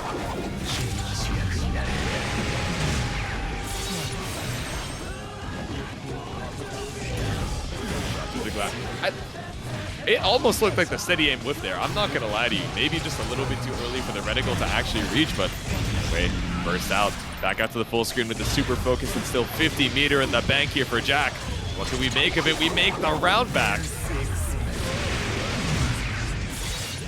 And 1 round apiece again. This is such a massive round for Kreeg. Again, we've talked about this same scenario time and time again, J2. How you need to be able to tie this up 1-1 to prevent your opponent from gaining so much momentum. And just give yourself a little bit of grace and breathing room too. There's the clone, the scapegoat right in front, gets caught, and Kreeg, look at the damage on this! All the blows in the world, and this is off of countering you from trying to challenge the scapegoat. Oh no. Oh my god, that was a lot of damage running up that hill. $10 into the match arena. Happy Chaos is so cool and hot. That is the message. I didn't say that. All right, chat, you know what to do. Cut out the part where he says thanks for the donation. Send it to Twitter. They'll know what to do. Heading on into a game number 3. Homestuck fan once, all right? Yeah, I guess it must have really rubbed off on you as we head into game number 3. I can't be a Happy Chaos fan after that. Ooh, sent out with the, Tamper spacing on the 2S. Yeah, it's a full counter hit. Really didn't get to do too much off of it because you had no focus. And again, these burnouts are crucial.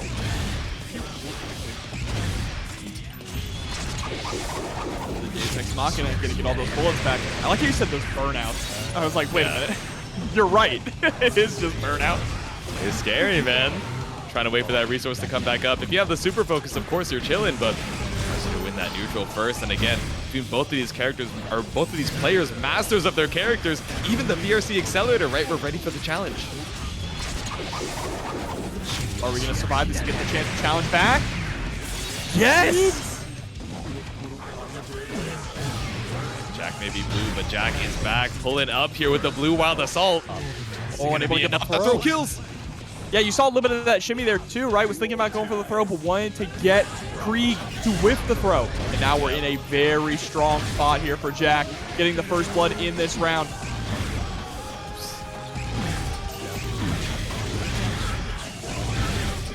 Oh my god, it really is the Midwest shoot up, but when you got that curse applied, one gun is a little bit better than the other, but again, burnt out on the focus, 50%, but trying to threaten it without having to actually use it on the super focus lets you get the PRC.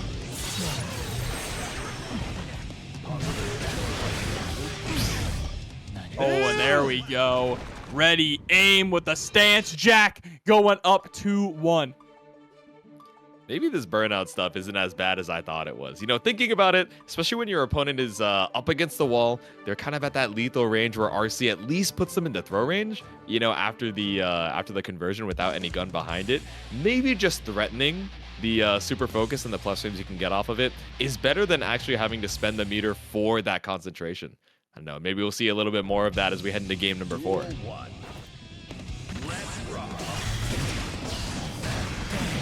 You just noticed that Happy Chaos has a Halo? Yeah, he's a blue archive character.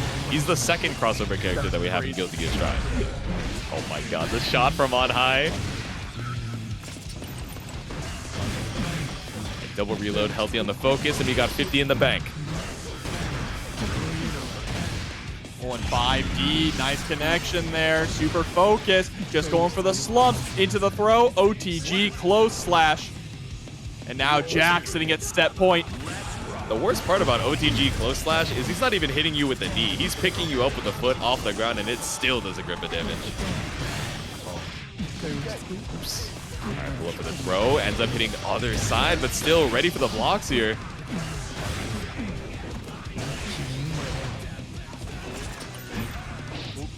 Close slash. Ooh, big trade. Kreeg trying to fight out of the corner. That was a sad whiff on the 2S. Unfortunately, spent the burst to try and escape, but isn't able to. Not enough to build up the meter. We tried, right? Throwing up the curse, but still not looking too good for Kreeg. Yeah, and we were actually a little bit too far for the curse to actually reach, but still breaking the glass, getting that positive bonus. We're in the burnout, but the 6S is enough. Jack with the blue sends it and sends Kreeg down to the loser's side. That's your grand finals winner side spot. Appreciate you, Jodogo, saying hashtag Jack sweep. Okay, cheering on that Happy Chaos 2S, but a couple characters with some pretty strong 2S's of their own. Ram versus Kai, SQ versus Dany. We're taking to the skies here, trying to look for that air stun edge, and SQ takes the opportunity to pull up and control that space. FYI, for anyone watching, neither of these players sponsored. That should change. That's what I'm saying, pointing it out. There should be a sponsor tag on both of these sides right now, but burst coming out, no burst on the side of SQ, so we're trying to make the most of it in this round. Oh, but we can't afford to be trading like that. Nice with the stun dipper. Using it as that low poke, so incredibly strong. Once 50 meter is on the board, you gotta watch your ankles. Oops. Okay, 5K back down to the ground. Send it with the sword toss. Dany has the burst available, but I think we just hold on to it, right? So early on into the round, you're like, SQ's already got the 50, right? What's a little bit more positive bonus? Wait, maybe this This is is a little the bit more. problem with the positive bonus. Hold on, wait. This can't be. Surely you live with a sliver, right? The King insurance plan lets you live. All right. That's a good dental. Those got benefits, but not the benefit of living that round. That's one apiece. Ahead on the burst, but only just barely. All right, plus frames there with the Fudoyak. Utilizing the Wild Assault to keep the aggression up and apply that shock state once again. Stun Dipper has been doing so much work. That was kind of scrambling there. Not sure exactly what happened. Dropped out of the stun edge, but Dany was ready with the throw. Yeah, that was an awkward situation, right? Usually we're used to that projectile just like keeping you locked down in the corner for a full confirm, but apparently only the first hit. Now off of this awkward scramble, SQ is able to fight her way back out of the corner. Daryl for the knockdown. BRC instant overhead JP.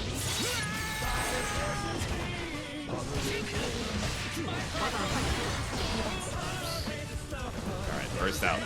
Dany fighting for his life right now. He's trying to be the hero we all need, but SQ stops his hero in his tracks with no burst to his name. That's game number 1 with the Gamma Beam. Love to see it. Love to see it here for SQ. She's been grinding so hard, and getting one up on Dany is big. SQ is another one of those players where when she is one game away from defeat, she really activates that X factor. That's when she becomes incredibly dangerous. Yeah, the lock-in absolutely activates, but let's see. I don't know, maybe just going for the lock-in immediately, just saying, all right, I'm chilling now, you know? Just want to keep this simple and clean, go for that 3-0 sweep, but against Dany, that's going to be a tall task to try and speedrun it. A lot of these round starts, we're seeing a lot of, jump back or super jump from Dany into the air stun edge. I imagine we're trying to just avoid a lot of the situations, RPSing around far slash, 2S, etc. Dany really burst out, and same for SQ. Oh, but the 6P is going to whiff. Huge opportunity for SQ. They're going to capitalize on it in a big way, even getting the super on the wall break.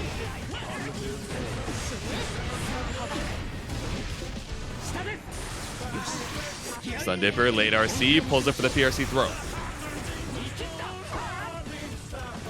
Look at us, the double jumps trying to escape from the corner. 5D is going to hit, though, into the RC. Is Dany going to be able to squeeze out enough damage for the kill here? Not quite.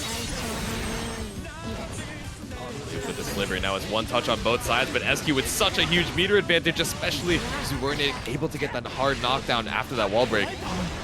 Really a whiff, a swing and a hit. That's the Stun Dipper RC for Dany.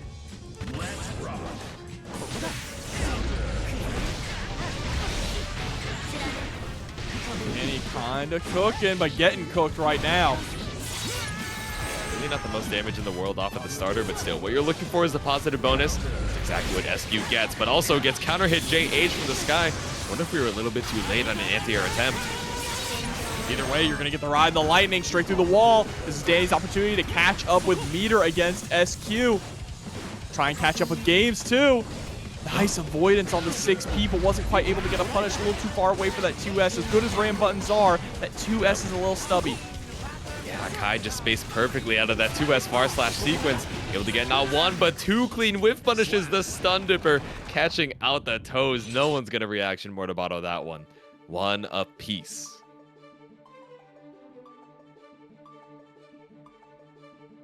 Stun Dipper to God. Who said Fire Force Kai Kisuke? I saw You're that, kinda and right, I though. didn't even want to mention it because it made me so upset. I loved that show, but there was a certain character that made me drop it. If you know, you know, but, I'm sure it's pretty great otherwise. Anyway, game number 3. Character? Unfortunately, it is. I wanted to like her, but Duel 1. just a little too goofy for my taste. But I get it. yeah, we're locked back in. No goofy shenanigans going on here. Actually, no jump back stun edge as well. A lot of times, Dany was getting caught out on his way back down. And I was going to say forced to use the early burst, but again, going to be doing it just to make sure we don't give SQ that early positive bonus.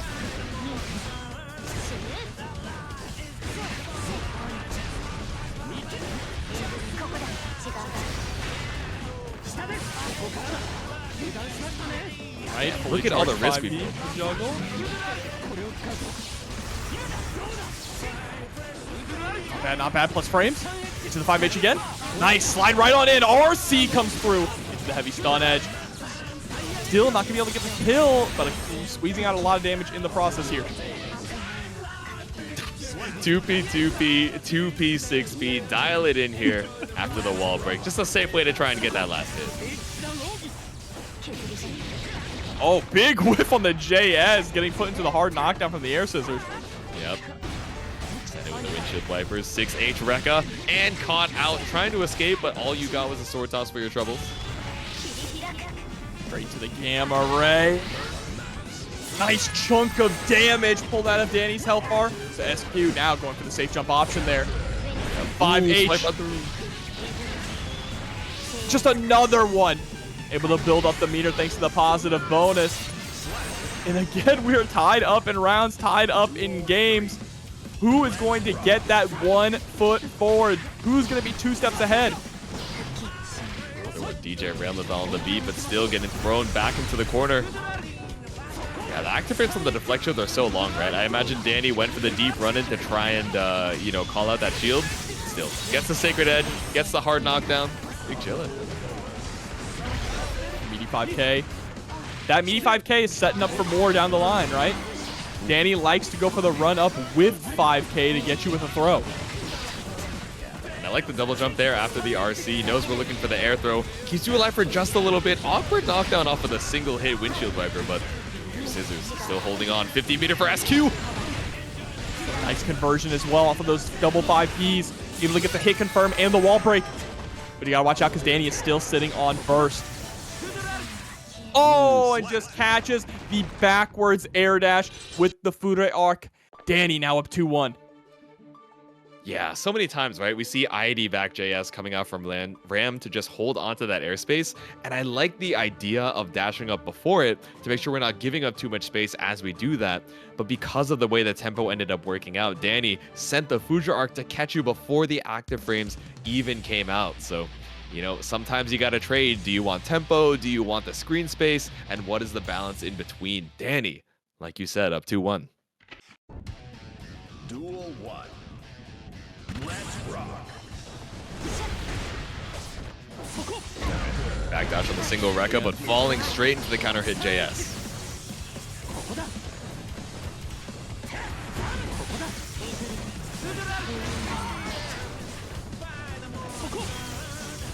Little backdash action here. Trying to stay evasive. Again, these air stun edges, they do a good job at contesting the airspace, but if SQ's not already in the skies, a lot of times he's doing such a good job of running up right in front of it. Yeah, and also, every time you do that air stage, you're pushing yourself back a little bit further and further. SQ is just kind of walking Dany to the corner, right? Doesn't even necessarily need to combo him into the corner. Just walking is enough. Exactly. Alright, we pull up. Stun Dipper RC once again just to get ourselves right in range. Yeah, you're in range of a back throw killing, but you got to be right in Ramlethal's space so that you don't have to deal with the far slash. Still, everybody gets pushed out eventually. SQ, another round. Oh, big punish, though. Tried to throw out the rock, but Dany was already committed to taking to the sky. 50% of your life bar off the table. Bar slash, stun dipper, RC. The snowball is building up. Look at this damage! Huh? I really thought SQ was going to die somehow, but we didn't have 50 meter for a super ender, but still 90% of your life off of a clean counter hit. No, we're holding on to that burst, man. This round's all yours, Dany. You can have it. Yeah, perfect as well. Set point now for Dany Almaza. Pray into the skies, but on high gets baited out on the DP. That's the burst out from Dany. One less get out of jail free card. And now we're leaning more into the throw in our strike throw game. Empty jump throw. Yeah, I was talking about get out of jail free cards, but we might be robbing this round back. 3 throws in a row, 50% still available for Dany. The air scissors, not something you really have to worry about. Just chill it on the ground. The immediate super, so you don't have the opportunity to burst. It's Dany moving on to losers finals. Getting the run back against Kreeg in losers finals and SQ. Fire, warmed up, ready to go, and looking for payback. Go. Game number 1, asking in the chat, when's the next Strive Major? We got First Attack coming up, we got ECT coming up as well, so not too far away, just about a month away. Still, Kreeg right in your face, not too far away until we find the burst. Stun Edge just barely stopping the curse from being applied, but no, it ends up working anyway. Whoa! I think that was definitely a mistake, but just kind of adjusted and went with it. Yo, Bob Ross, happy little accident moment here. Yeah, trying to bait out the counter poke from behind the scapegoat, whiff on the 2D, but it's so awkward to try and challenge, right? Because either way, you're still swinging right into the clone. Ooh, but swinging right through the clone there was Kreeg. Nearly getting caught. Yoda Goat coming through with the Macherino again. Saying that shall leave a good luck to everyone competing. Okay, okay. Thank you, thank you. And thank you for all the contributions, and thank you for hanging out with us as well. That's Scum Dippers for you. Actually, no, this wall breaks for you. I want you to get the win. That's what I'm saying. I mean, Jodogo was saying Jack sweep earlier. This isn't Jack, but the Happy Chaos Dream might be intact. Let's see. They're a Dany fan as well, but the jump in. JS baits out the DP with the scapegoat. God, Dany's about to go ghost. Like a phantom right now, just a shell of his former self. Ghost still trying to fight back though, even when you got that curse applied. We run up into the low 2K 2D, and we shoot you straight out of the skies. Kreeg trying to make it a repeat of what happened on the winner's side. Yeah, and already starting off pretty convincingly here. We didn't get to see that fire from Dany that we got to saw in the match against SQ, right? Kreeg was in full control, really just cutting Dany off at a lot of different ends. Yeah, let's see it. All right, Dany taking a second to, reconsider the game plan here. You have your time. Might as well, and especially with such a commanding round, sometimes giving yourself a deep breath in between might be what you need to try and reset that momentum. Yeah, giving us a deep breath too. That's what I'm saying, man. The action just keeps on going. I appreciate you guys being ready to load back in, but sometimes we need a little break as well. The recons. Huh? Oh, bringing the Bridget. That's right. Dany does have a Bridget. Interesting to see the Bridget actually come out in this scenario, though. That's what I'm saying. Yeah, I've seen this sub once or twice and, been similarly surprised. I imagine Bridget, has a decent matchup at least into Happy Chaos, right? A lot of these long-range buttons, a little further than Kai's, that are able to challenge without necessarily needing to risk it all in the stuff. You just backdashed 8 times and it worked. I can't believe this Dany fellow, man. Yeah, but those buttons that you were talking about came into effect, right? That 5H in particular is so strong. And also, Bridget has a much more potent mix-up game once she knocks you down than Kai does. Exactly. Yeah, you have the layered offense with the rolling movement. You charge just on the scapegoat, and it still ended up hitting the clone, even with Kreeg right in front of your face. I know. This character. That move. Scapegoat champion. Scapegoat is an absurd move. Yeah. It's pretty strong. Oh, 2K2D. I like the answer there. 2D, still quite a decent amount of range of it, but Kreeg already playing out as soon as I saw that initial kick. Oh, but there's the YRC. Get off me. 5H. Mortal counter. Kickstart my heart. Yeah, a little bit too far to get the OTG 2K into the jungle, but all good. Baits out the headbanger a little bit too early on the 6P. And now the Star Platinum should be able to kill with the Guts Crush. And the Roger Roller there at the end. Not quite a steamroller, but it works. That is such a sick confirm. These 100-meter optimize the damage and the last interaction combos are so sick. Ooh, here's the Starship. But the immediate burst, I like that from Kreeg. Wants to maintain the aggression here in the corner. You have Dany locked down, building up that risk gauge. Is going to lead to a lot of damage, but you're out of focus. Someone say, can we make a Bridget 5H ASCII? I don't know if that's going to fit in the window. I'm not going to lie, man. That's a pretty long button. But it's going to be a pretty long time in the corner, especially with the wall slumps. With the burst buildup, we have enough of the Deus Ex. Bridget's not a healthy girl. She's going to die. Yeah, yep. No guts whatsoever to speak of. And now here's the question. Do you stick it out with Bridget or do you switch back to Kai? That's going to be the difficult decision here now for Dany, because swapping characters over and over and over makes it to where you can't really get in a groove with either of them, right? And we're going to stick it out with Bridget. Yeah, maybe just allowing that second game to be an opportunity to warm up on the Bridget. Seeing a couple good openings, but, otherwise, Kreeg just doing such a good job of shutting down this neutral. That's the median neutral jump coming out from Kreeg round start. I feel like we don't see that a lot.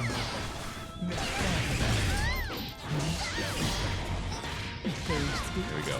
Bullet for the curse. 50 meter in the bank and 2 chambers, or 2 bullets rather. Oh, wow, that was a counter hit. You are a goner, and that is set point now for Kreeg. Trying to double jeopardy Dany here in the bracket. You know, this Bridget girl got firepower, but she's not a tank. She's got confidence, but she got no guts. You understand? You put the water on the apple, and you eat the apple. Oh, no. I understand. We got a little bit too much damage here. It's going crazy. Dany might be one touchdown. Just what happens when the drink goes up against the cup, you know what I'm saying? I don't know, man. I need to find some sort of beverage here. Anyway, to try and escape with the headbanger once again. The 6B shoots Dany straight out of the sky. That's a third place finish so quickly the day after with no fluff in between. But we got grand finals. We got the raid from SQ. We're heading straight on into it. Kreeg from winners, or Kreeg coming in from the loser side for this run back against Jack. Thank you so much, SQ. Great run tonight. And now, Jack backed up against the wall. There's the throw. Kreeg already hot, ready to go. 6P, put you back into the corner. Oh, yeah, and the whip punish from the 5K as well. Tried to go for the far slash, but just a little bit too far for your own good. Still gets the charge dust ender.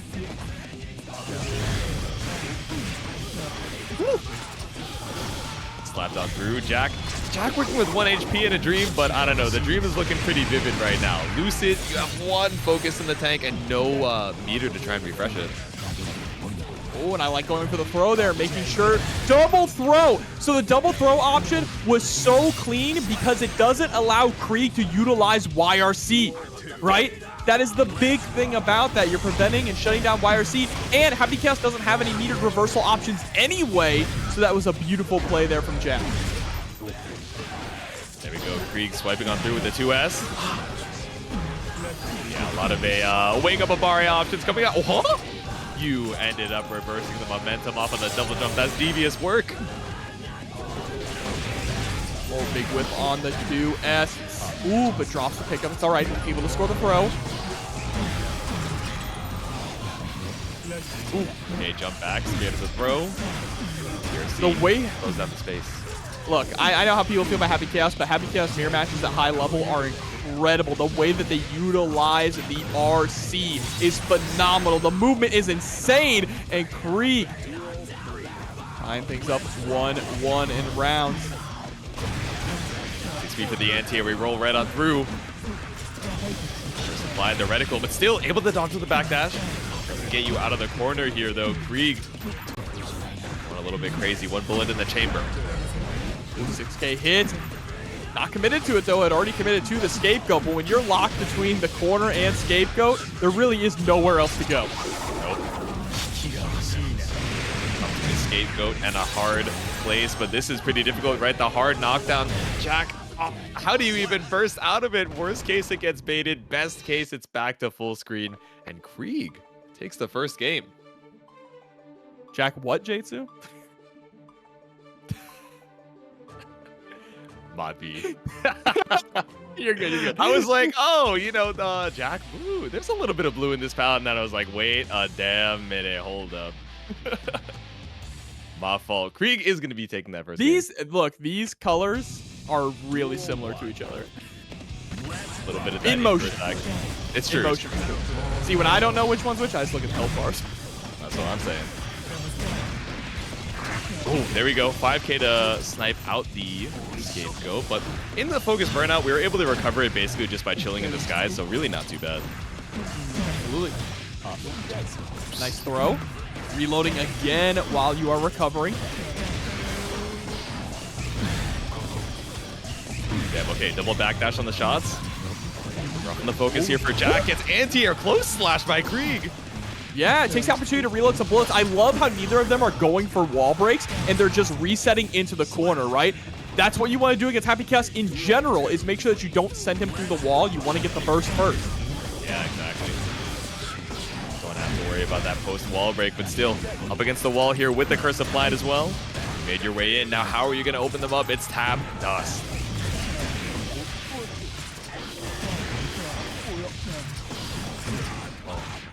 Take up, JS, run up for the throw.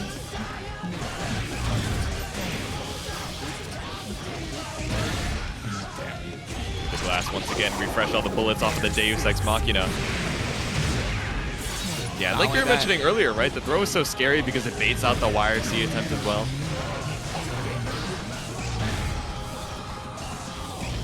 Oh, trying to go up. There's the BRC down. This time it wasn't the fast BRC, but that actually kind of ended up being in Kreeg's favor.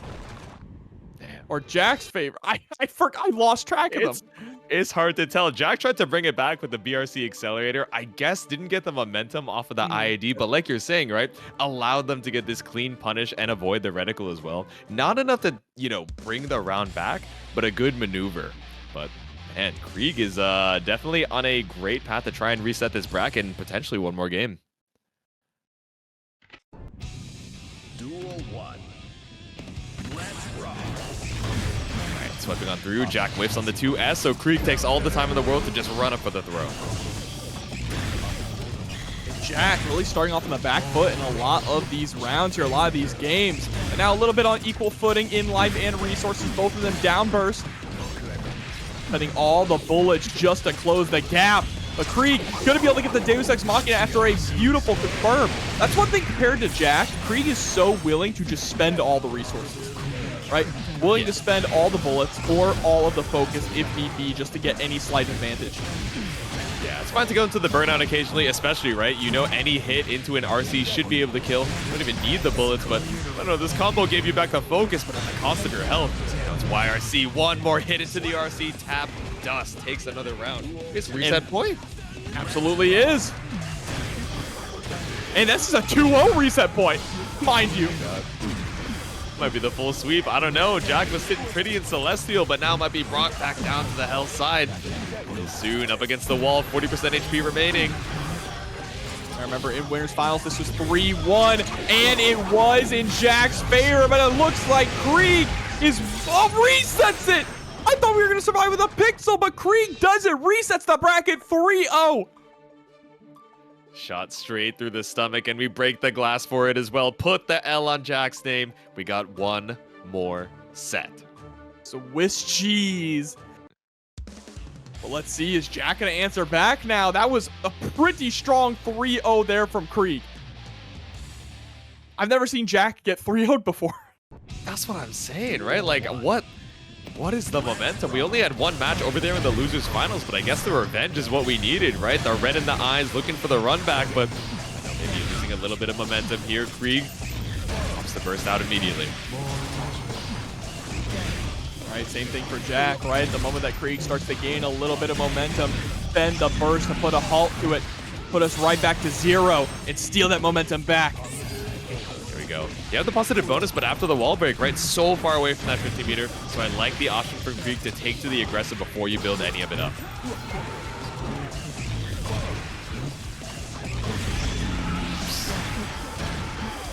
Shot straight on through. Stagger with the 2K2Ds. Oh, but the roll through is what you need. Stop and drop. Shopping for a 5D. It's not enough to kill. 2K2D is.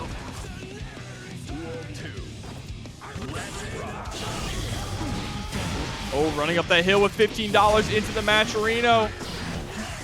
Because love this grand finals. Don't have to be stressed over who wins. I'm stressed. Yes, either way. Yeah, no, I'm sure both of these players are stressed as well. Jack trying to keep that reputation up. Says, no, I gotta log back in. Came in here for the winner's side. I can't get 6-0 reset like this. Trying to put a stop to it here. Closing out at least one round is a good way to get started. And one round it's gonna be here for Jack. Perfect as well. Full burst on either side. You see the 2S. A lot of times, okay, I like the walk back and the delay, right? A lot of times just getting whip punished, trying to look for something a little bit cheeky. We're looking for that sub from Composite GG as well. Thank you so much for the 2 months. But there it is, running forward with the gunshots, keeping you blocking so you can get into throw range. Kreeg, they're on full offense here. 2D whiffs out of bullets, but reloads one just in time to get the 6S. That's gonna wall break and gonna be able to get the kill here. Kreeg, 4 games straight on Jack. 4 games straight. Needed 1 bullet in the chamber to keep the combo going. The 50-meter RC keeping the combo, routing just intact there. Enough for lethal. How are we gonna stop this momentum, Jack? What happened? That's a big-ass cat in the top left. We were thinking about adding more dogs into the lobby, and then we were like, maybe there might not be enough space for the players, right? So gotta pull back up here for game number 5. This grand finals ain't big enough for these two players. That's what I'm saying. There's only room for one shooter on the streets. You got the curse, but Kreeg was already loading up the steady aim as you were trying to get the reticle a little bit faster. Kreeg immediately spending the burst as well. This is a game of momentum, right? Who can get the momentum started once both bursts are off the gate? Tongue twisting myself. No burst I have to worry about, but we do have the blue RC pulling up for the drift. We're drifting on through. Clean combo conversions because you don't have any focus for the gunshots. Just trying to keep the combo as long as possible. It's fine if it doesn't actually splat. And now we have the 6-piece shot. Again, Kreeg with another round up on Jack. Jack gonna get the first blood here, though. Carrying all the way to the corner. Goes for the wall break this time to get the positive bonus. Just gonna break it with a gunshot. Down to 3 bullets in the chamber. And too quick on the draw. There we go. Shot up against the wall. Still got 50 meter behind it as well after this knockdown. Minus Jack doing it too. I feel like we're gonna see some evil IAD BRC shenanigans. No, keep it simple. Same side, tapping the toes with a 2K.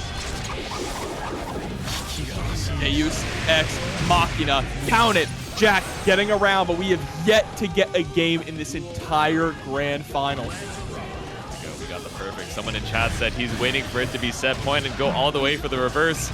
I don't know if we're going to wait that long, though. It seems like we have a little bit more wind in our sails. Double burnout, so we're just pulling up for the throw to buy some time. Here's the first.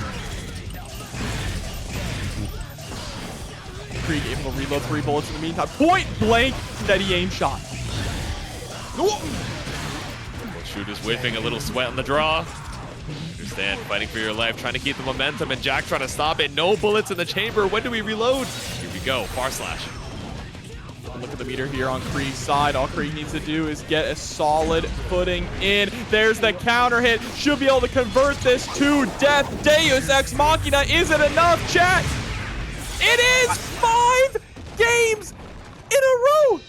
This 5-0. I can't. Okay, the one time we saw it on the round ender, I was like, oh, surely Jack dies here. Happy Chaos, not a tanky fella. This one, I really thought he was going to live. But the starter, clean enough to allow the scaling to put Kreeg on tournament point. 5 games in a row. No games taken from Jack in this post-reset scenario. So how do we put a stop to Kreeg? I don't think this has ever happened to Jack. This is crazy. Time for the reverse sweep, maybe. Jack, you gotta dig deep. Well, I mean, Kreeg has taken down so many strong players in tournament before, right? Has been able to take down Leffen in the process of taking down Kreeg. Here's the 5D. Jack not gonna go down without a fight. Deus Ex Machina on the slump. Reload all the bullets, get the hard knockdown, positive bonus, all the bells and whistles. Ooh, there we go. Caught up with the delay. Close slash. Catches out that backdash too for the full confirm. All right, Jack. It's the first time you've taken the first round. Surely there's no way you were really waiting for the reverse sweep. If I remember correctly, and chat can correct me if I'm wrong, Kreeg did send Leffen to losers in at Combo Breaker. Oh, okay. Got a little bit of the lore. Damn, that scapegoat pulled up. Waiting for the folks to come back up. Again, got greedy with a curse, so Jack just pulls up with a strike. And beats out the burst, but the 5K is a little too far. Yeah, 5D is going to hit, though. Jack looking to finally get a point on the board here in this grand finals, but it's not enough to get the kill. Still, not too many resources left for Kreeg, right? Has to FD for their life, and there's the command roll to the other side. Jack finally getting a point. There's no way this Jack fella from Celestial was really waiting for the reverse sweep. He's trying to farm content. He had to be on the back foot. The 6-game download, or I suppose the 5-game download, is the start of the reverse sweep, or is this just a step on the path for Kreeg to try and take this reset? Let's see.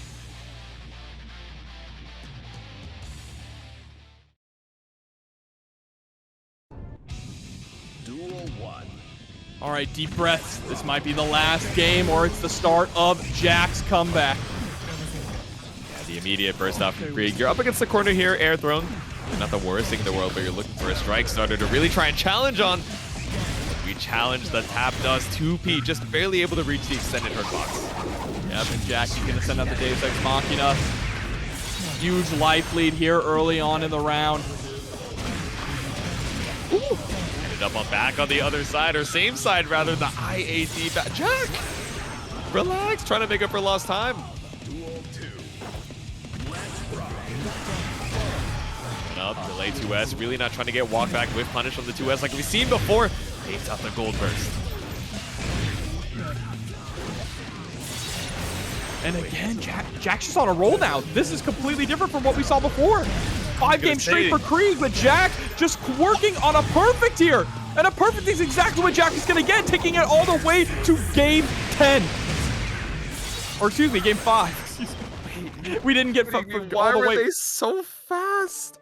Why were both of the games so quick, man? These felt like Slayer against Happy Chaos type of rounds. But no, this is still the Happy Chaos mirror. Jack looking in the mirror and saying, no, I gotta lock in. I'm an Evo placer, man. I gotta pull up for the team. Final game of the tournament here in Grand Finals reset. Jack versus Kreeg. I instinctively said game 10 because that's what it normally feels like, but I forgot. Jack, it was 3-0 for Kreeg in the first threat. There's the throw from Kreeg. Oh, nice. Pull slash into the 5K to catch the backdash. Oh, there we go. With the far slash from all that way across. I have to imagine that's a misinput on a steady aim input. And now we're not even going for any more slumps, right? We're cashing out on the damage. Both of them are cashing out on the damage. Exactly. With nothing left to lose or everything to lose on the line here, you might as well go for what's guaranteed. And Kreeg, the momentum has come back for this final game. It's tournament point. Jack taking the opportunity to set up the curse immediately. Runs into the 2S though. 2S with a deceptive range. Off of the gun whip once again. Healthy on the focus, healthy on the bullets, but it gets challenged by the 2P. First comes out though from Kreeg now. Goes for the super focus. Yeah, now we're not willing to spend all of our resources, right? Needs to keep the guns, needs to keep the focus up. First out, trying to keep your tournament life alive, trying to bring us to that final round. RC into the tap dust, and you still got the bullets behind it. Clean reload. We'll take that. Speed but awkward confirmed. Yeah, that's something that we will absolutely take as Kreeg just to get our back away from the wall. There's the roll through. Goes for the focus instead of an RC. 5D connects, and Kreeg is going to be able to... No, didn't get the gun jump, but the air throw is going to do it. J2 Kreeg takes TNS over Jack. I can't with these players, man.